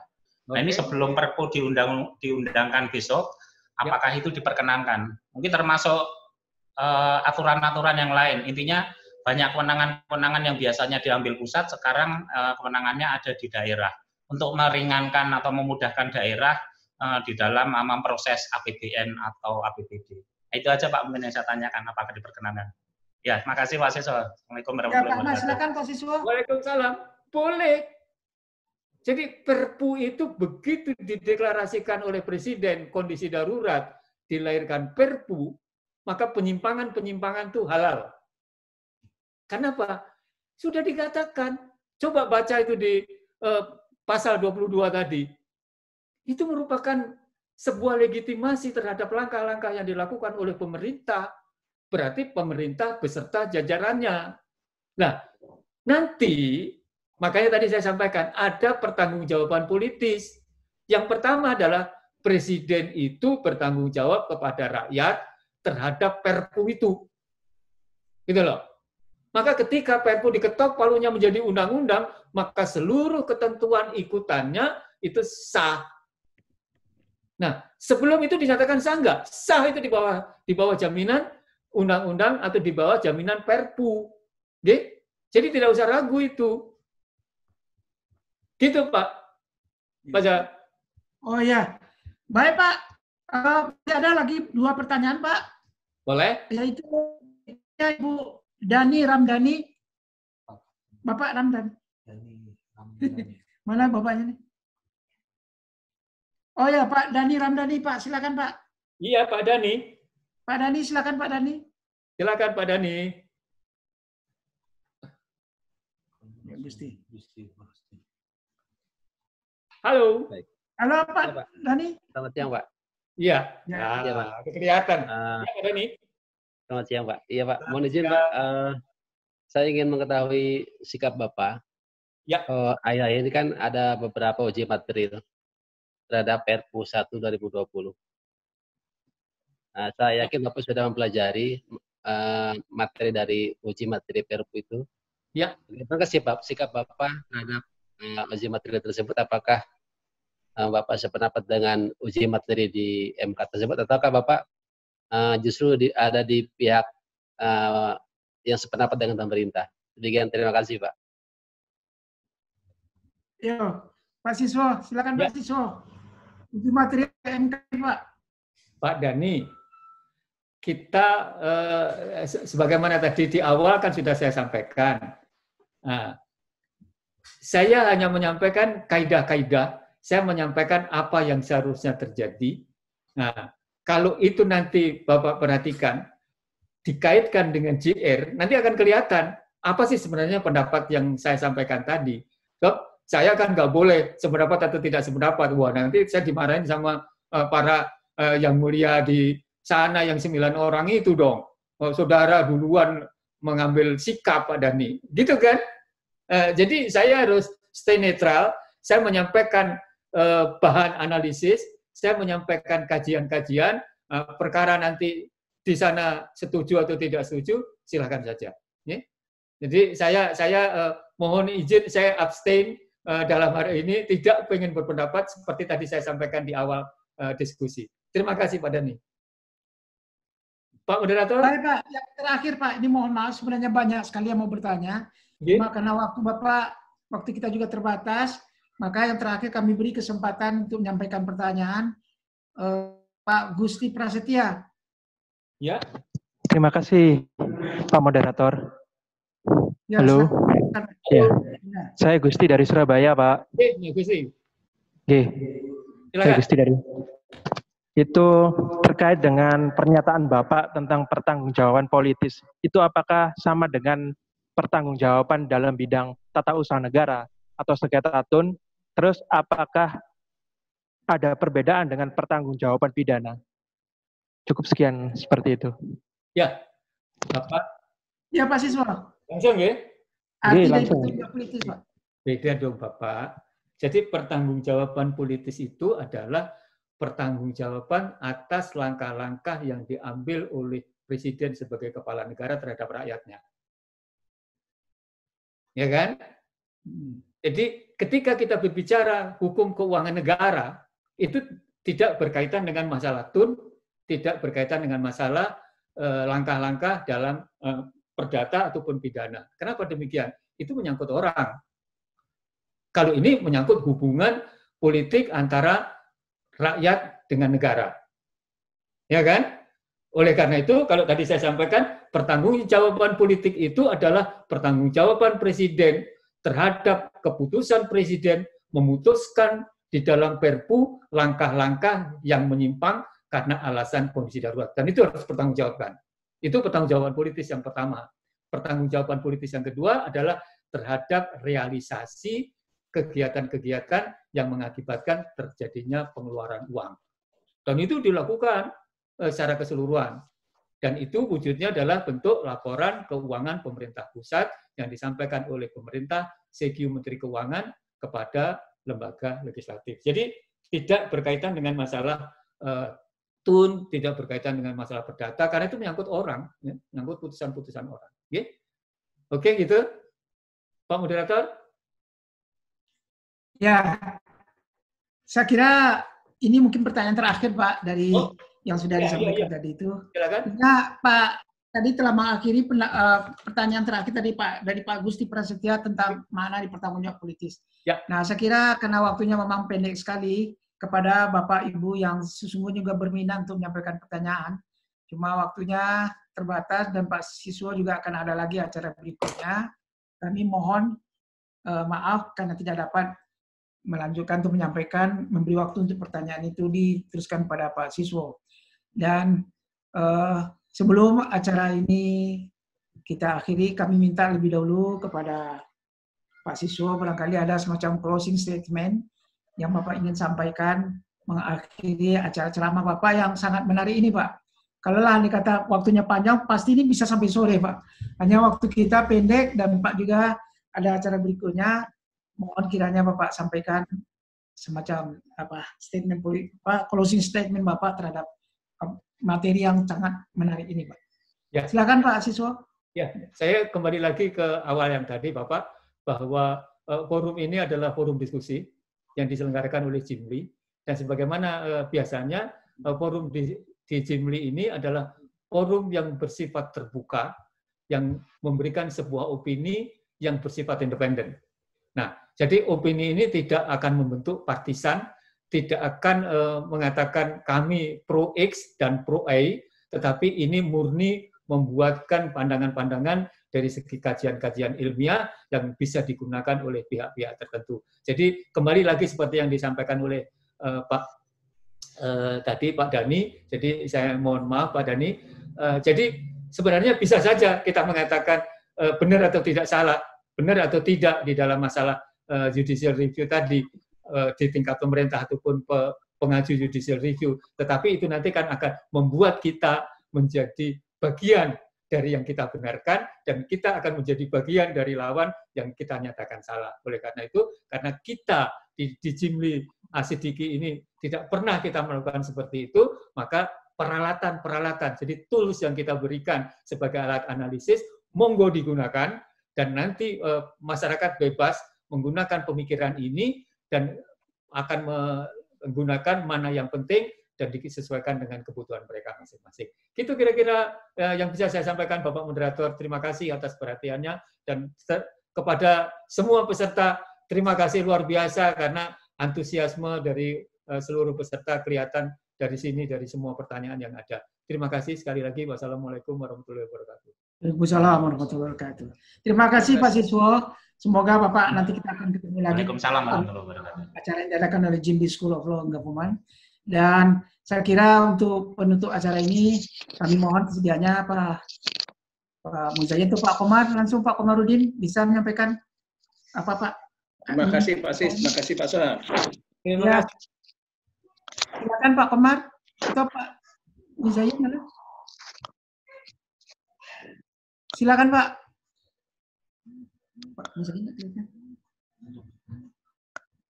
mana? Ya Pak Muzayyin, silakan Pak Muzayyin. Pak Muzayyin, Pak Komar menyampaikan penutup Pak.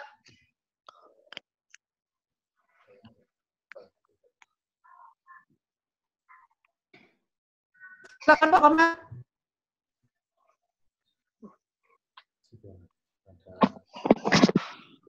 Halo Pak Zah. Tidak ada. Pak Komar atau Pak Muzayyin? Silakan memberikan kata penutup Pak. Ya Pak Muzayyin. Ya Pak Komar. Assalamualaikum Pak Komar. Terima kasih. Ya Pak Komar, silakan Pak Komar. Terima kasih Pak Sam. Yo Pak. Yang sudah memberikan pencerahan yang luar biasa. Terima kasih. Menarik. Mudah-mudahan kita bisa lanjutkan minum Ada minum. Selama kita ada di rumah ini. Terima kasih banyak Pak Sis. Terima kasih sama-sama Bapak. Assalamualaikum warahmatullahi wabarakatuh. Waalaikumsalam warahmatullahi wabarakatuh. Ya demikianlah Bapak Ibu, acara kita sudah selesai. Saya sangat terkesan dengan pernyataan Pak Siswo bahwa Perpu nomor 1 itu adalah merupakan dasar legitimasi terhadap penyimpangan-penyimpangan bagi pelaksanaan kebijakan keuangan negara yang diatur dalam Undang-Undang Keuangan Negara. Tapi legitimasi itu tidak berarti juga bahwa Perpu merupakan legitimasi pula terhadap tindakan-tindakan yang merugikan keuangan negara. Jadi jangan berarti lalu Perpu nanti juga semacam legitimasi terhadap siapa saja yang bertindak semaunya lalu berujung pada kerugian negara, dan itu pasti akan ditindak sesuai dengan aturannya. Saya kira Pak, banyak sekali materi yang disampaikan oleh Pak Siswo, dan itu insya Allah semuanya bermanfaat.